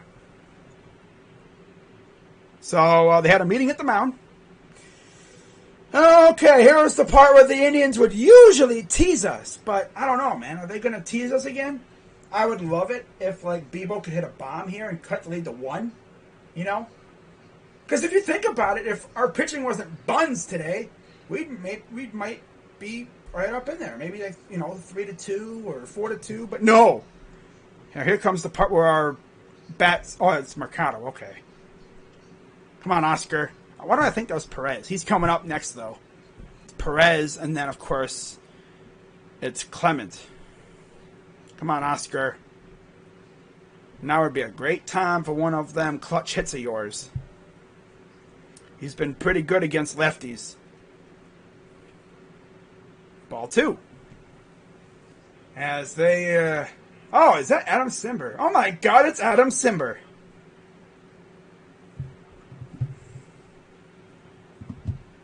That's Adam Simber. Long time no see, my submarining best friend. Submariner best friend. Or former best friend. My submariner. My baseball submariner. 2-0. Did he go? He did. Come on, Oscar. Damn you. Oh, my God. I know how this is going to end. And I think you all do as well. I'm hoping it ends in a freaking, 3-run dinger that makes it a 1-run game. Or a base hit that scores at least another run. A 3-run dinger would be dope here, though. But Oscar hasn't hit a home run in a while. But with those outfielders, yeah. No, this is probably going to be a strikeout, line out, or just a stupid pop-up. Liner, that's foul. Breivik Valera at third. 2-2 count. New bat? Yeah, he needs a new bat. He chipped his bat. New bat, please. Thank you. New ball hitting mechanism. Thank you very much. Now I got to put some sticky stuff on it. Some pine tar. By the way, pine tar is legal for bats and hitters because they need something to hold the bat with to make sure they don't go losing the bat every time they swing. But pitchers obviously can't wear it. So here we go. 2-2 count. 2 on. A lot of twos. A lot of twos on the board. Here's the pitch to Mercado. Swing and a miss. Of course, like I said, we knew how that was going to go. The Cleveland Blue Balls strike again. We are so good at stranding runners. I swear. Wow. We head to the bottom of the 6th. We are elite at stranding runners. We could have done some damage that inning, too.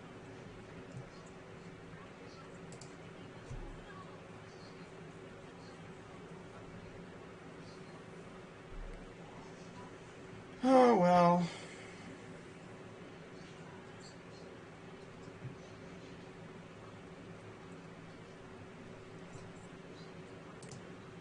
But I hope you guys are enjoying the stream. Even though my team low-key sucks. Oh, well. Oh, my God. What is this? Wait, what? The Cavs have the Twin Towers, Jesus, two Jedi Masters. Oh, my God. What the heck? Wow, okay. That's lovely. Did they sign somebody or something? Did they sign somebody? I just didn't know it. Okay, yeah, they got Ricky Rubio, but are they calling Evan Mobley a Jedi Master or something? Like, what? Did we sign somebody? That's weird. Oh, no, Chetty. Okay, that's what they're talking about. Okay, I thought we signed somebody and I just didn't know.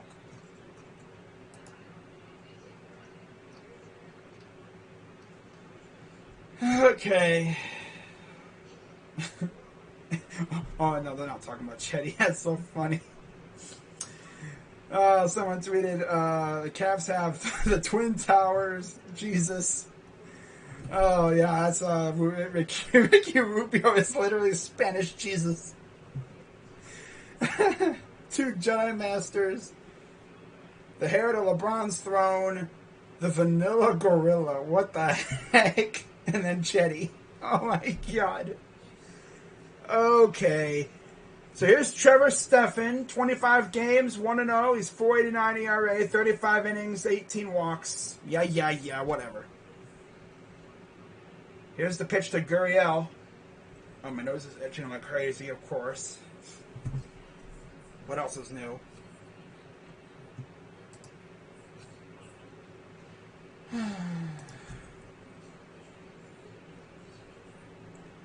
Here's the 1-0. Oh. Wow. That's funny.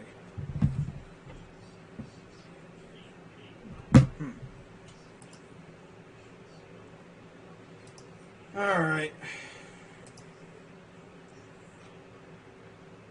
Here's the pitch. Line or foul?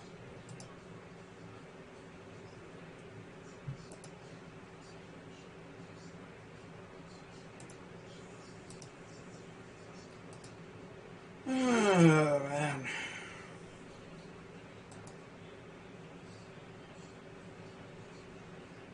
Wow. Here's the 1-2 to Gurriel.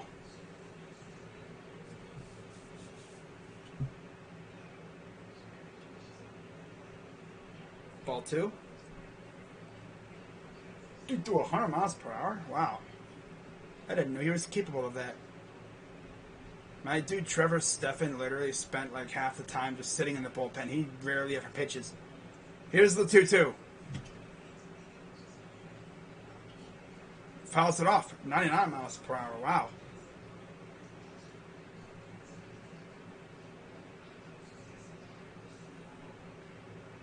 I guess he's designated, like I said, the blowout pitcher. The pitcher that you bring in, if you're closer, if your starter's, buns and he sucks, and you just bring him in. It's legal as long. Yeah, I know. Obviously you can't have it like all the way off the bat. But I know it's like legal up to a certain point on the handle. That's like a lot of people were worrying that when they first started doing the sticky stuff checks. Ball 4, he walks the leadoff batter. Okay. When they started doing these sticky stuff checks, they were worrying that, pitchers would, inadvertently get sticky stuff on the ball from the catcher. But I haven't heard anything about that happening. Think the Indians will make the playoffs? Nah. We're too far out of it in the division. And this team is too damn inconsistent to keep up in the freaking wild card. Especially when you got to contend with the Rays, the A's, and these guys. Freaking Blue Jays. Funny enough, their names all rhyme. Then you get the damn Yankees, too. They're out here freaking 4th place, 3rd place in their division. Going wild in the trade deadline. Because, honestly, you're a damn good team. You're just playing like doo-doo. Here's the 1-0. This team is just... It plays like a $50 million team. Very cheap. That's the owner for you. Yeah, $50 million payroll for a Major League Baseball team with veterans on it. That just goes to show you how few veterans we have. Here's the 1-1. Fly ball left field. Ramirez is there and he'll make the catch. 1 down. If I know this team, if I know this freaking Indians team, they're gonna make it interesting at the end. They may not win, but they're gonna make it interesting. If our bats weren't so dead right now, it's like we probably could have tied this game up. Or no. If our pitching wasn't so dead right now, we could have been still in this game. But of course, Plesac saw me streaming this game, and he's I'm gonna suck today. Just to spite the kid a little bit. Oh, I forgot to change the outs again. Damn it. I always do that. Oh, well, not like it really matters. There we go. Well, but yeah, I'm not streaming tomorrow because I'll be in Berea watching Browns camp. And in fact, I'll probably just be getting home right around this time. Yeah. But we'll see. Here's the pitch.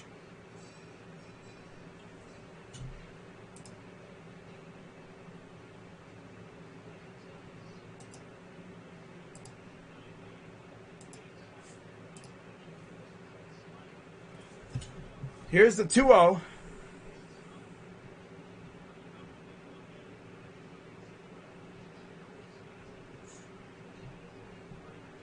Here's the pitch. Fouls it off.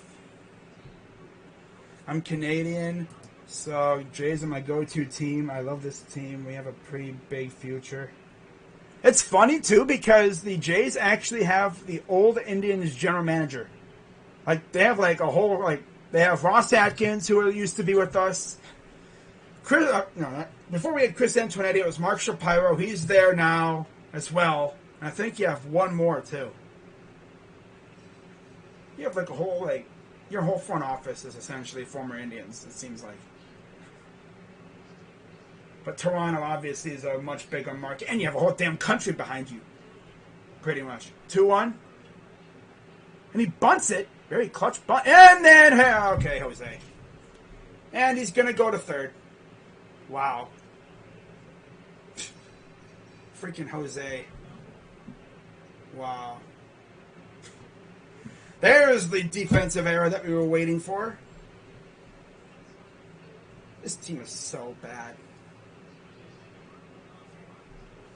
This team is just ungodly embarrassing.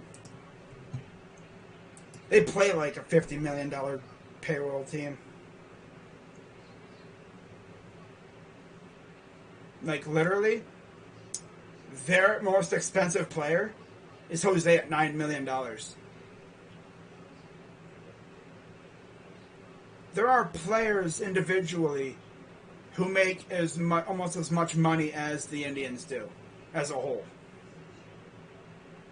Like, Trevor Bauer was making more money himself than everyone on our team combined.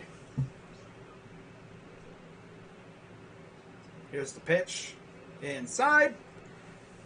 This game's over, pretty much. Yeah.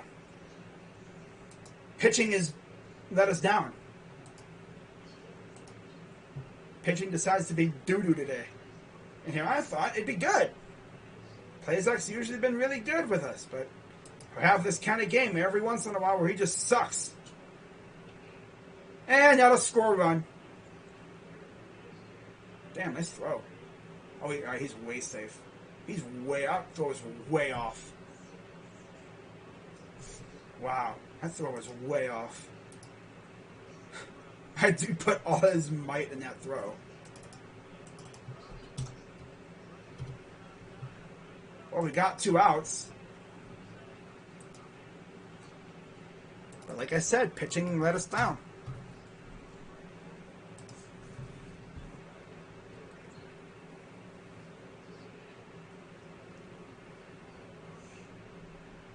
Wow.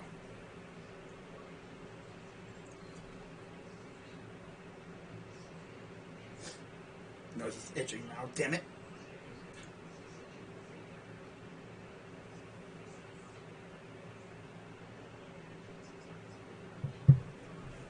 Oh, this team is just so bad.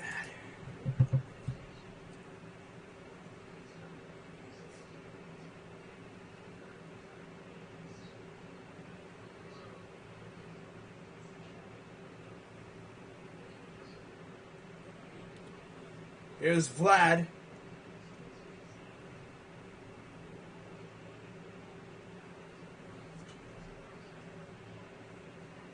Here's the pitch. Inside, he's going to hit a moon shot right here.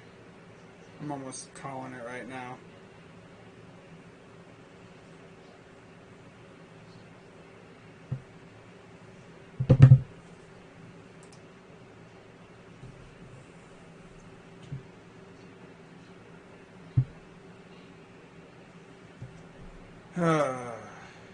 Here's the pitch. Chopper to Jose, throws, and they got him.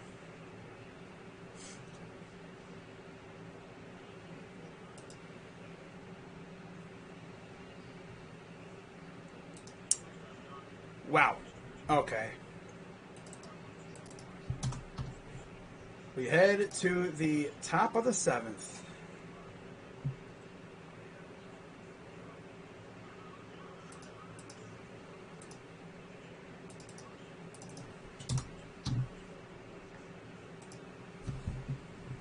All right.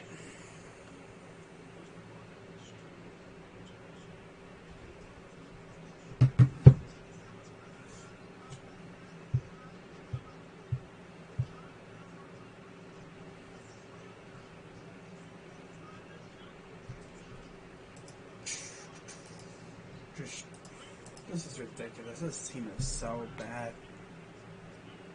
We're going to be like I said, 81 and 81. The last month and a half are going to be all win-loss, win-loss, win-loss, win-loss, win-loss.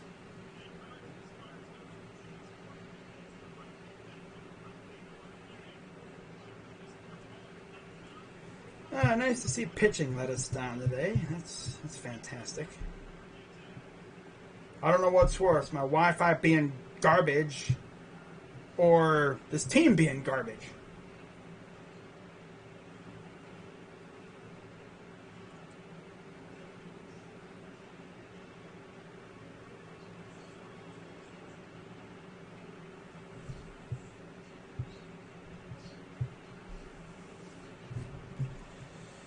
Oh, let me see if the website's working. Wasn't working earlier. And of course it's slow. Oh no, it's actually working. Or is it actually just, again, trolling me?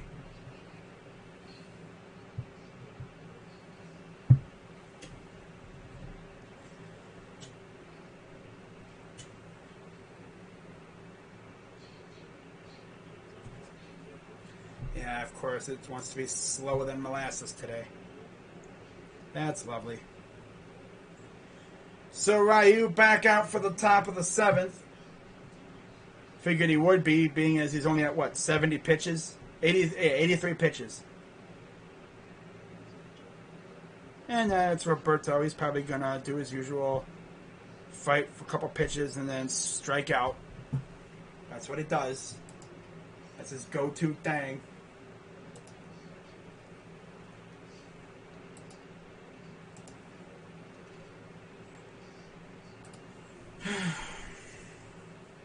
Here's the pitch. Strike 2.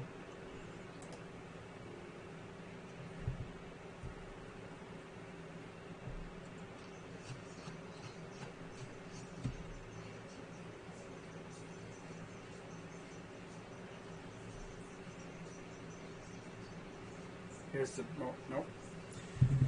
Yeah, my phone is being stupid today. That's lovely. Wi-Fi is moving at a snail's pace.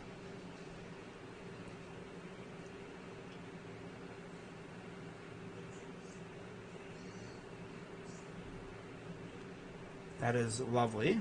Thank you, MLB.com, for moving at a record slow pace. Like this game will end before you load up.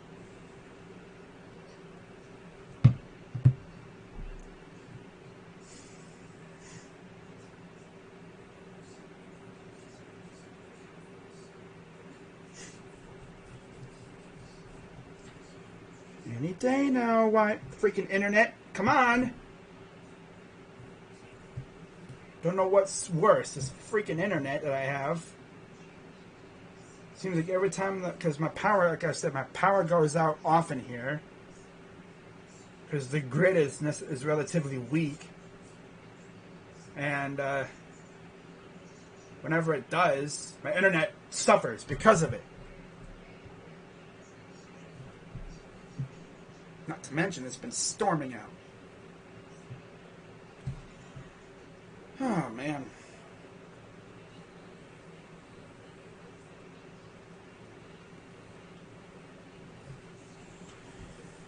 Two count for Perez.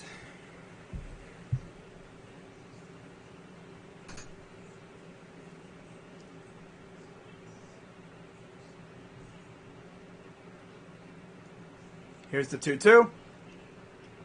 Swing and a miss. Yeah, Bebo, you are you even trying anymore, my guy? Do you even care? I don't think you do. Dude's a bum now, man.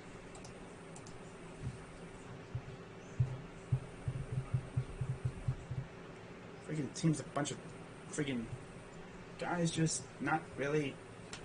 They suck. Absolutely trash.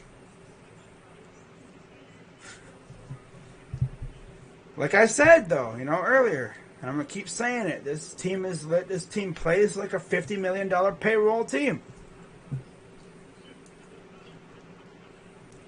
They're hoping and praying that everyone's freaking all-star level, and they're not.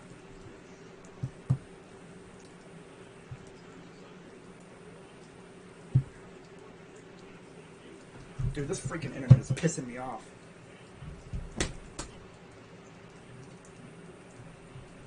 Here's the 0-2.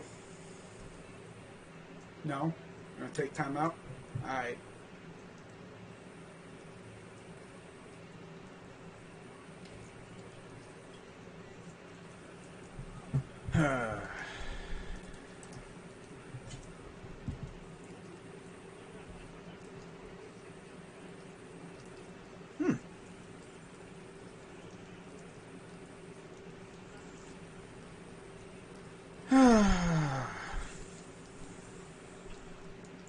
Grounder to first, and that's out number 2.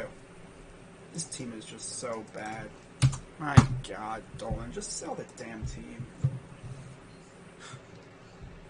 calls us contenders, and then he trouts out a roster with $50 million payroll. Freaking bozo, man. As you can tell, I am very, just... Wow.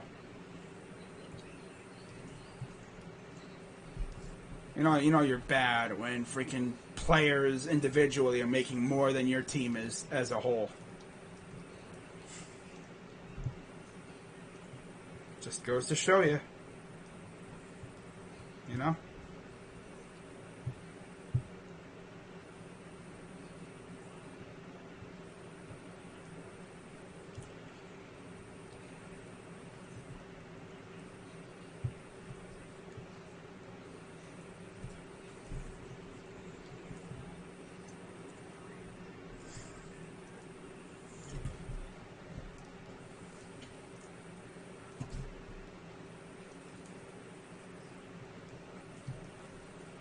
Here's the 0-2 to Straw.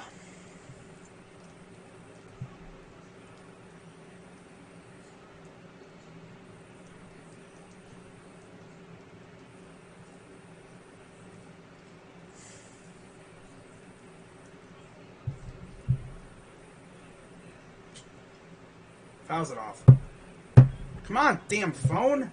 God. Freaking Wi-Fi is absolute, like, dumpster juice today. I don't know what the heck it is. It's usually been pretty fast, but wants to be dumpster juice today, just like this team. Nice.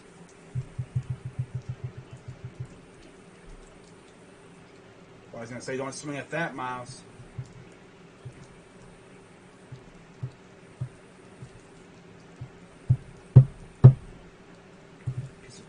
Freaking MFB up, taking 3,000 years to load up. Oh, nice. Ball 2.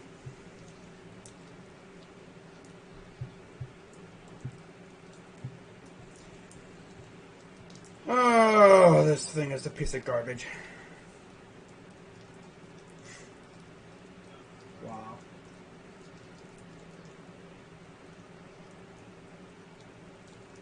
Here's the 2-2 to Straw. Swing and a miss. Struck him out. Garbage. Nothing like getting diced up by freaking Ryu, right? Yeah. Getting absolutely carved up. They don't even look like they're even trying half the time. They're just like, swing, swing, swing away, swing, swing. Don't even put up competitive at-bats, and when they do, the guy behind him sucks. As you can see, I'm pretty pissed off at my team right now. Like, dude, Roberto Perez is a bum, straight up. Had one good offensive year, and the thing is, usually he's pretty good defensively. It'd be like, okay, he sucks on offense, he's swinging with a noodle, but at least he has a laser for an arm and he can throw runners out. But lately, he's forgotten how to use his glove. Or maybe he's turning into Gary Sanchez. He's essentially Gary Sanchez. That's sad. Usually he's been very good on defense. He's been an offensive catcher. This is like a vice versa. Hang on, I'll be right back, guys.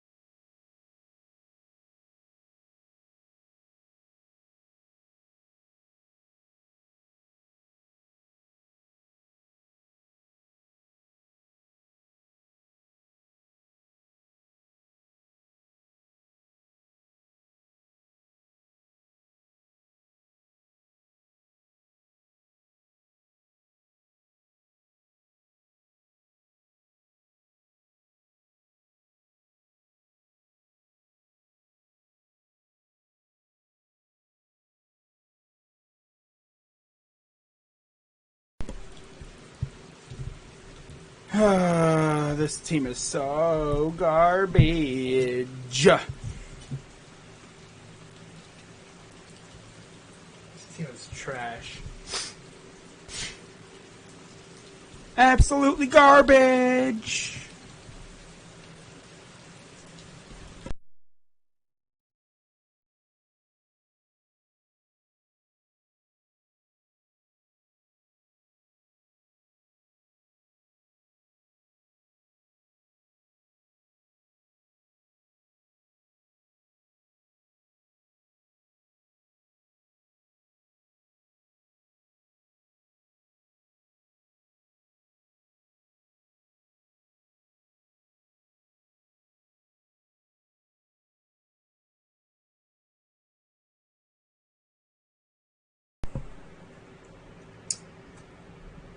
I think we're good now.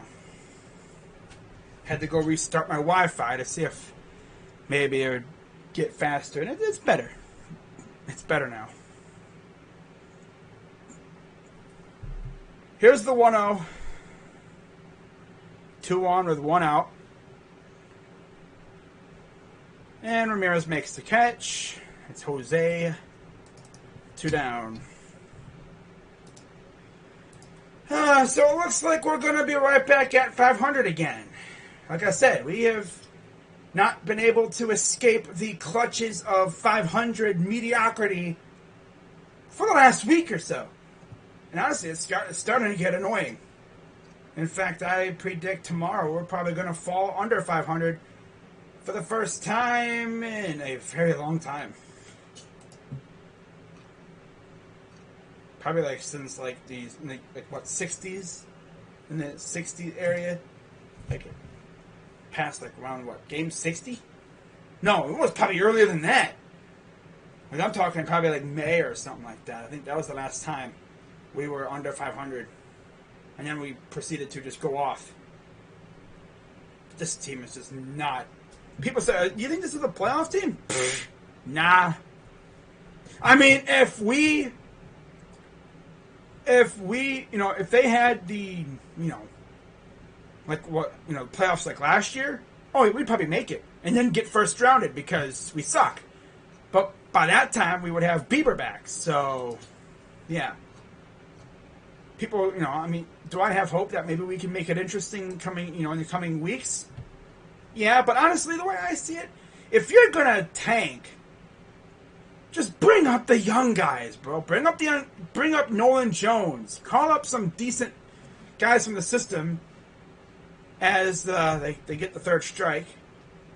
Good job by Trevor Stephan to not get embarrassed there. But if you're going to freaking go tank mode, or rebuild mode or whatever, literally trade every decent piece besides Jose Ramirez and your pitching. Call up like Nolan Jones and all these other exciting youngsters from AAA, and then just watch them develop. That's what you do. Make it worthwhile. And again, Chris Antonetti said earlier today that, we're going to increase payroll next year to what, $51 million? I mean, look at this, all right? Let me see if Spot Track's working today. Probably not, because it's been stupid lately, so probably not. And, of course, it's not... Oh, it is working. Wow, look at that. It is working. How about that, huh? So, where are we at? Okay, so here's what's really sad. Dodgers, $265 million payroll. Yankees, $203 million payroll. Mets, $197. Astros, $192. Phillies, $183. Red Sox, $181. Angels, $180 million payroll. Wow. San Diego. I always think of San Diego as more of a smallish market. $175 million payroll. They're paying their infield a combined damn near $1 billion throughout their careers. Like, total. Like, that's insane. Then you have St. Louis and San Francisco rounding it out. You want to know where the Indians are? And our billionaire owners? They're not in the middle. They're not 12th or 13th or 14th, 15th, 16th. The Reds are 16th. Cincinnati's a hella small market, maybe around our size. And they're at $126 million payroll. Bob Castellini is one of the cheapest donors, like one of the poorest donors in baseball, and you look at their stadium, and half the time that place is cavernous, like full of red seats everywhere. Nobody goes to watch their games half the time, and yet they're out here spending money. Minnesota's a decently sized market. The Rockies are trash, but they have a $114 million payroll. But you gotta remember, a lot of that is locked up with one guy. And, of course, that one guy is Trevor Story, who they foolishly decided not to trade this year. Oh, I want a draft pick. I'm fine with getting a draft pick. So you'd rather get a draft pick than prospects? Freaking bozo. Talk about bozos. At least our front office can, do good stuff like that. I just wish our owners could give them money to spend. They can only go out there and sign the players. It's like being given an allowance, and there's freaking Ahmed looking like an imbecile, swinging at a pitch nowhere near. Of course, that's what he loves to do. Indians are in they're $47 million payroll right now. Yeah, lovely. $47 million. 0-2. Swung at a pitch in the freaking dirt. What the heck are you swinging at? You can tell they're done. They're mentally just done with this game. They're done. This team ain't going to go to no playoffs. And what's really sad is I'm usually one of the most positive guys ever. But this team just brings the negativity out of me. My God. I mean, when you look at the ownership groups in Cleveland and the three teams and their owners, Haslam's, it took them damn near 10 years to finally get it right. Dan Gilbert's a douchebag, but he's a rich-ass douchebag. He's a rich asshole, and, he spends money. I actually really wish Dan Gilbert owned the Indians. Because the thing with... what the hell are you swinging at, you bozo? What the heck, man? Guys are swinging at garbage. They just want this game to end. My God. And it's like, if Dan Gilbert owned this team with his $40 billion freaking net worth, he'd be signing everybody. He would have extended the door. He probably would have kept every freaking big name guy we have. CeCe would have probably been playing with us for the longest time. Lindor would still be here. Brantley would still be here. But we have the cheap Dolans who don't spend money. Like, do the Dolans realize that we would love them if they spent money? I'm not saying, I'm not saying you have to have a $200+ million payroll. I would be perfectly fine with a $90 to $100 million payroll. I'd be perfectly fine with that. That would put you right in the middle of the pack. I'm not saying you have to have a $250 million payroll, because you're not a big market. But damn, at least get into like the 90s. Maybe $100 million payroll, Like around that area. And this inning will be over really soon. There's 2 outs. Hopefully, Mother Nature doesn't ruin it. Not like it really matters.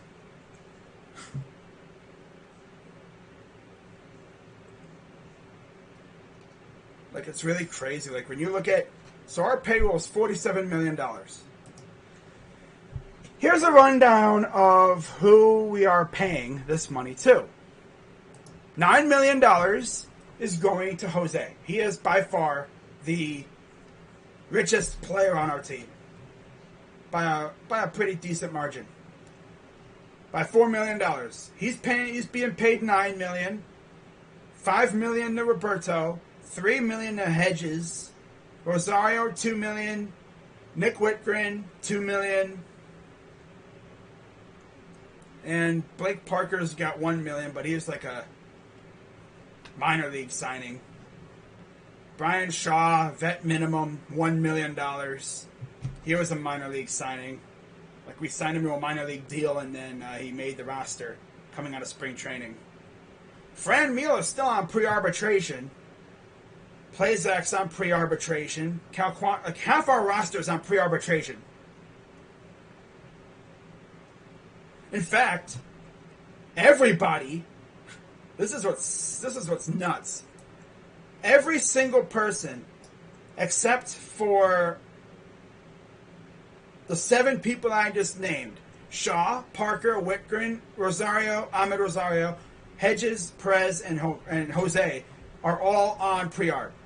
Those 7 guys I just mentioned, they're either veteran contracts or arbitration, 1, 2, or 3.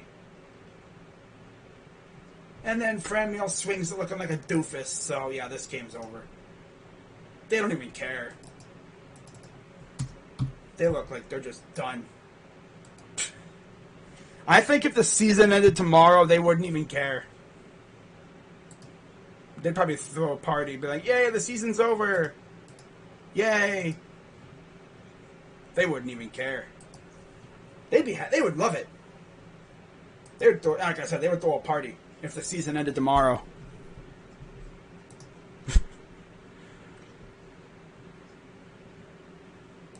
Wow, so the Columbus Blue Jackets prospects at the Team Canada NJT National was a junior U18 men's development camp scrimmage. Kent Johnson, 2 goals, 3 assists. Cole Sillinger, 4 goals. Oh my God. Corson Quillemans, game-winning goal. Isn't it crazy how we have just infused Canadians into our freaking hockey team all of a sudden? Yarmo has never won the draft Canadians. But this year he's like, you know what? I'm going to add Canadians. I could just imagine the McConnells and I'm like, you want to do what now? I'm going to draft the Canadians. But you're a European guy. You love your Europeans. I want to draft Canadian. Okay, you draft Canadian, my guy. I mean, they're like an elite specimen when it comes to freaking hockey. Hockey is their life up there. I mean, sheesh.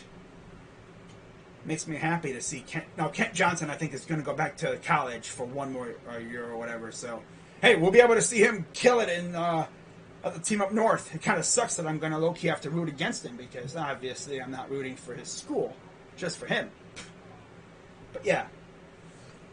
But I'm just happy that football's back because it'll be something that can distract me from the abomination that is this baseball team. Thank God.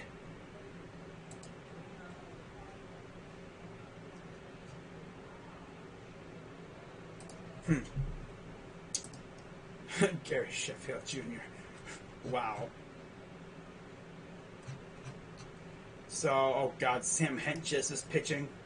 15 games, 8 starts, 1-4. The ERA is trash. 42 and 2/3 innings, 25 walks, 44 Ks. Trash. Just trash.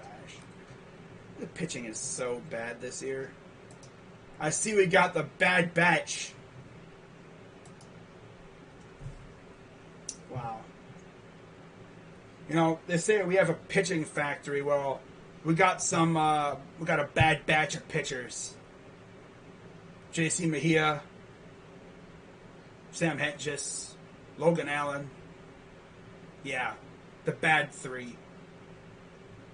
Like I said, if Bieber and Savali and Plesac don't get hurt, we don't go down by the deficit that we're at in terms of games behind and stuff. When I stop by Ahmed. Oh, look at the throw. Oh, he didn't get him.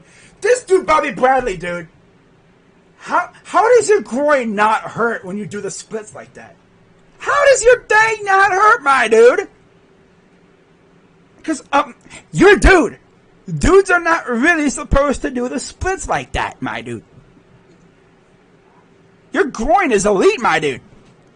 he's just like, I'm doing the splits. Any further, he'd be like, youch! Guys are not really supposed to be doing the splits. I mean, you can. It takes a lot of training and workout stuff to get that area used to it. But as a baseball player, you're not supposed to be really doing the splits all that much. But as a first baseman, yeah, you kind of got to do the splits because, you know, got to go all out for that ball, right? Haha. But this team is just so bad. I mean, I never thought I would see the day where, like, the Haslams would make the Dolans look stupid. The Haslams literally took over the soccer team in Columbus, won a championship their first year. Dolan's like, how do you do that? How do you do that? How do you win a championship? He looked at Dan Gilbert. How do you do that? How do you do that? Because, get it, Haslam and Gilbert they have championships. Granted, people they disrespect MLS. Okay, MLS is like the lowest of the big four, or the big five, whatever. It's the lowest one. I'd say it's probably lower than hockey, although it is gaining popularity a little bit. And I'm not going to go all Slitta and start, flexing. Oh, look at my beautiful freaking MLS championship. Look at me. That's what happens when, the city at which, your teams reside in have only won one championship in, ever. Since he was born, I think. And, of course, they came at the expense of my team. But that Braves team was elite. That Indians team was elite, but that Braves team was beyond elite. The pitching of that team was insane. Our lineup was insane, but their pitching trumps the lineup. You can win with good ass pitching with a bad lineup.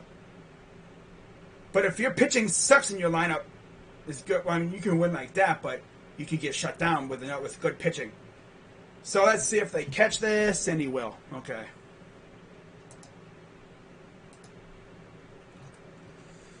Well, so yeah, JC Mejia's pitching tomorrow. Thank God I'm not streaming that game. I'm never streaming a Mejia start.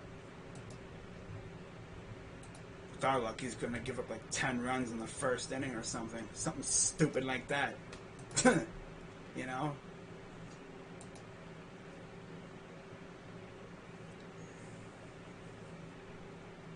Ooh. Oh.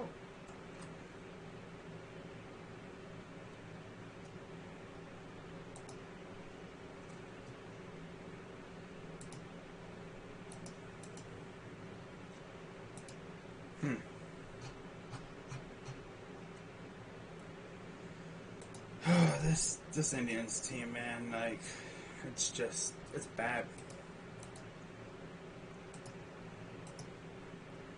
The only thing I have to wonder is, though, how much, if we are going to increase payroll, how much are we going to increase it by? I'm thinking $10 million. Dolan won't go that high. The only way we do it, around, the only way we get our payroll up to 80s or 90 million is if Dolan has a sudden change of heart and becomes aggressive with his money, or we get a minority owner who is a billionaire, even more of a billionaire than they are, and they're very aggressive with their money. Because that's how we got, if you really think about it, that's how we got Edwin. John Sherman, who was a minority owner, now the majority owner of the Royals, he was with us, I think, when we got Edwin. And his money essentially got us Edwin. That and the extra revenue we earned from the playoffs, from that World Series run. I honestly would have spent that money on many different players, but they wanted to use it all up on one player. I would have split it amongst many different players, but okay, that's fine. Edwin was really damn good with us. Then he got hurt in the playoffs, because of course he did. Wow. Javi Baez beefing with somebody? sheesh. Javi Baez, man, he's got that swag. You know, people say, "Oh, is he swaggerless?" No, he's far from that. He's always looking for beef with somebody. Oh, wow. Like, I don't even care about this game anymore, honestly. It's freaking full count. We're not going to win. I doubt it. Unless we have a freaking 5-run 9th inning. Nah. Tyler Chatwood's not there anymore. And even if he was, could you really trust the bottom of the order to pick up the slack if the top of the order got hot in this inning? Nah. Or vice versa. Could you see the top of the order carrying helping the bottom of the order out? Nah. Not really. Like that White Sox game could have easily just been a lightning in a bottle thing. Just, getting good hits. But now they want to revert back to what they were doing before. Like I said, they're not going to escape the clutches of 500 baseball. It's going to be win-loss, win-loss, win-loss, win-loss, win-loss, all the way down. Grounder to Ramirez, throw to second. That will retire the side. So, do we see a 5-run rally here in the 9th?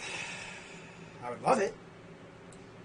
I mean, I remember I was doing that against Chicago. Oh, if we come back from down 6-1, and we did that. But we have 3 more outs to score 5 runs. Do we do it? I doubt it. Wow. And the funny thing was, we had more money locked up, but we traded away 2 of the most expensive players as well. Eddie Rosario, $5 million. Cesar, $3 million. Like, Chris Antonetti literally said that this was the lowest our payroll was going to be.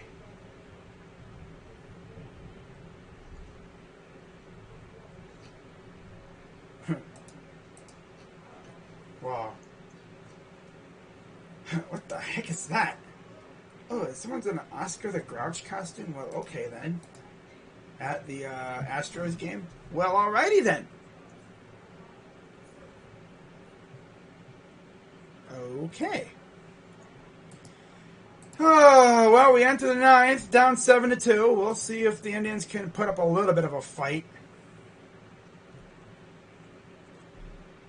Offense was functioning, but what really hurt us was the fact that offense was non-existent.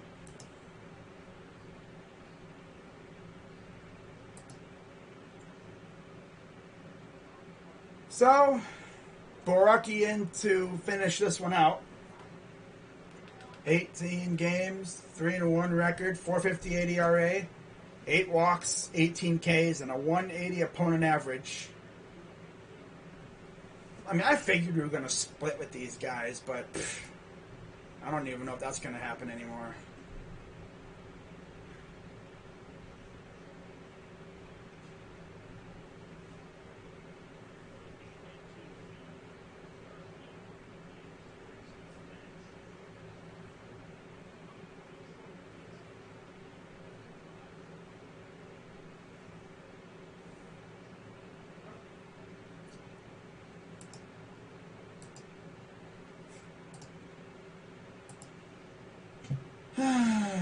Wow. Let's get some score updates real quick. I haven't done that because my internet's been so trash. Alright. 9-1 Yankees. Oh my god, I just realized. Oh wow. And there's a first pitch out. Nice. Of course.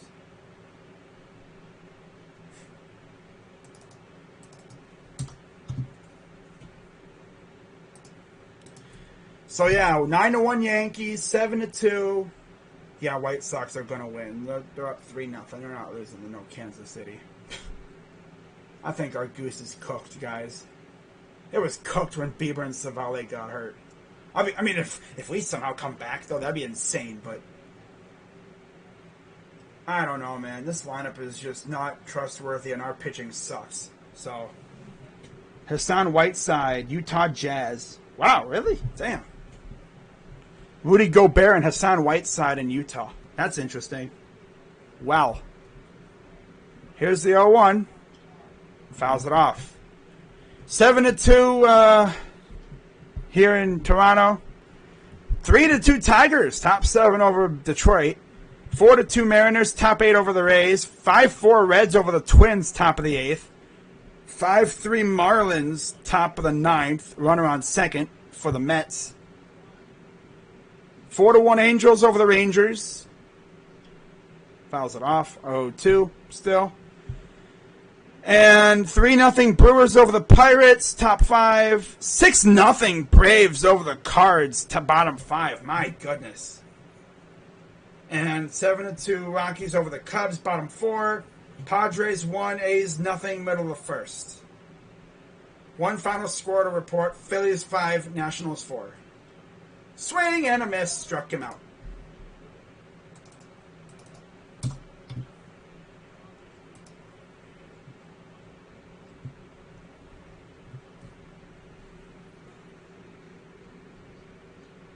Ooh, what the heck you... Like, Rugnet Odor, is that you? No, that's probably Bradley. Well, it looks like he plays like Rugnet Odor. Swings like God knows everything and misses like 98% of the time. He's literally like Serrano from Major League. We have a lot of Serranos on this team. My goodness. Guys that just be swinging at everything. Man. It's absolutely ridiculous, man.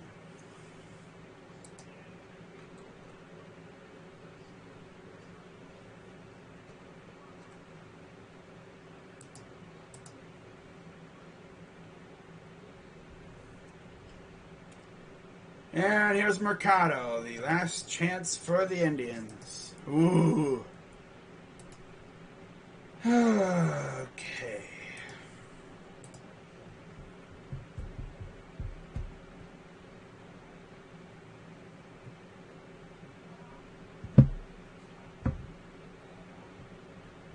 Here's the pitch. High, ball 2. Tomorrow it'll be J.C. Mejia on the mound for the Indians, and see he'll be facing off against 7:07 p.m. first pitch, and here's the 2-1 to Mercado. Swing and a miss, 2-2. It'll be Steven Matz versus J.C. Mejia, and then it'll be Ross Stripling versus Tristan McKenzie. So here we go. Final, possibly the final pitch of the evening for Mercado. Borucki sets. And here's the pitch. Grounder to short. Fielded. Throws by Bichette. And they got him. And that will do it. Indians look like garbage again. And they lose again with me streaming. So... not streaming tomorrow because Jason Mejia is pitching, but also I'm not going to be home most likely, as I will be in Berea, Ohio for training camp. So hopefully, everyone has a safe training camp and everything. And hopefully, we get to see some lit stuff happen. Get to see Baker Mayfield in person again for the first time in over a year. That feels hella good to say that. Get to see Baker Mayfield and company again in person. Obviously, we couldn't see him last year because of the thing going on. It's still going on, but got to be safe with it.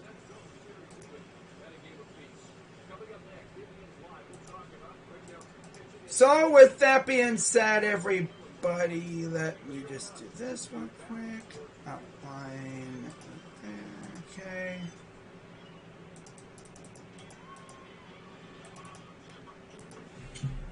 So let me just take care of this real quick. Okay.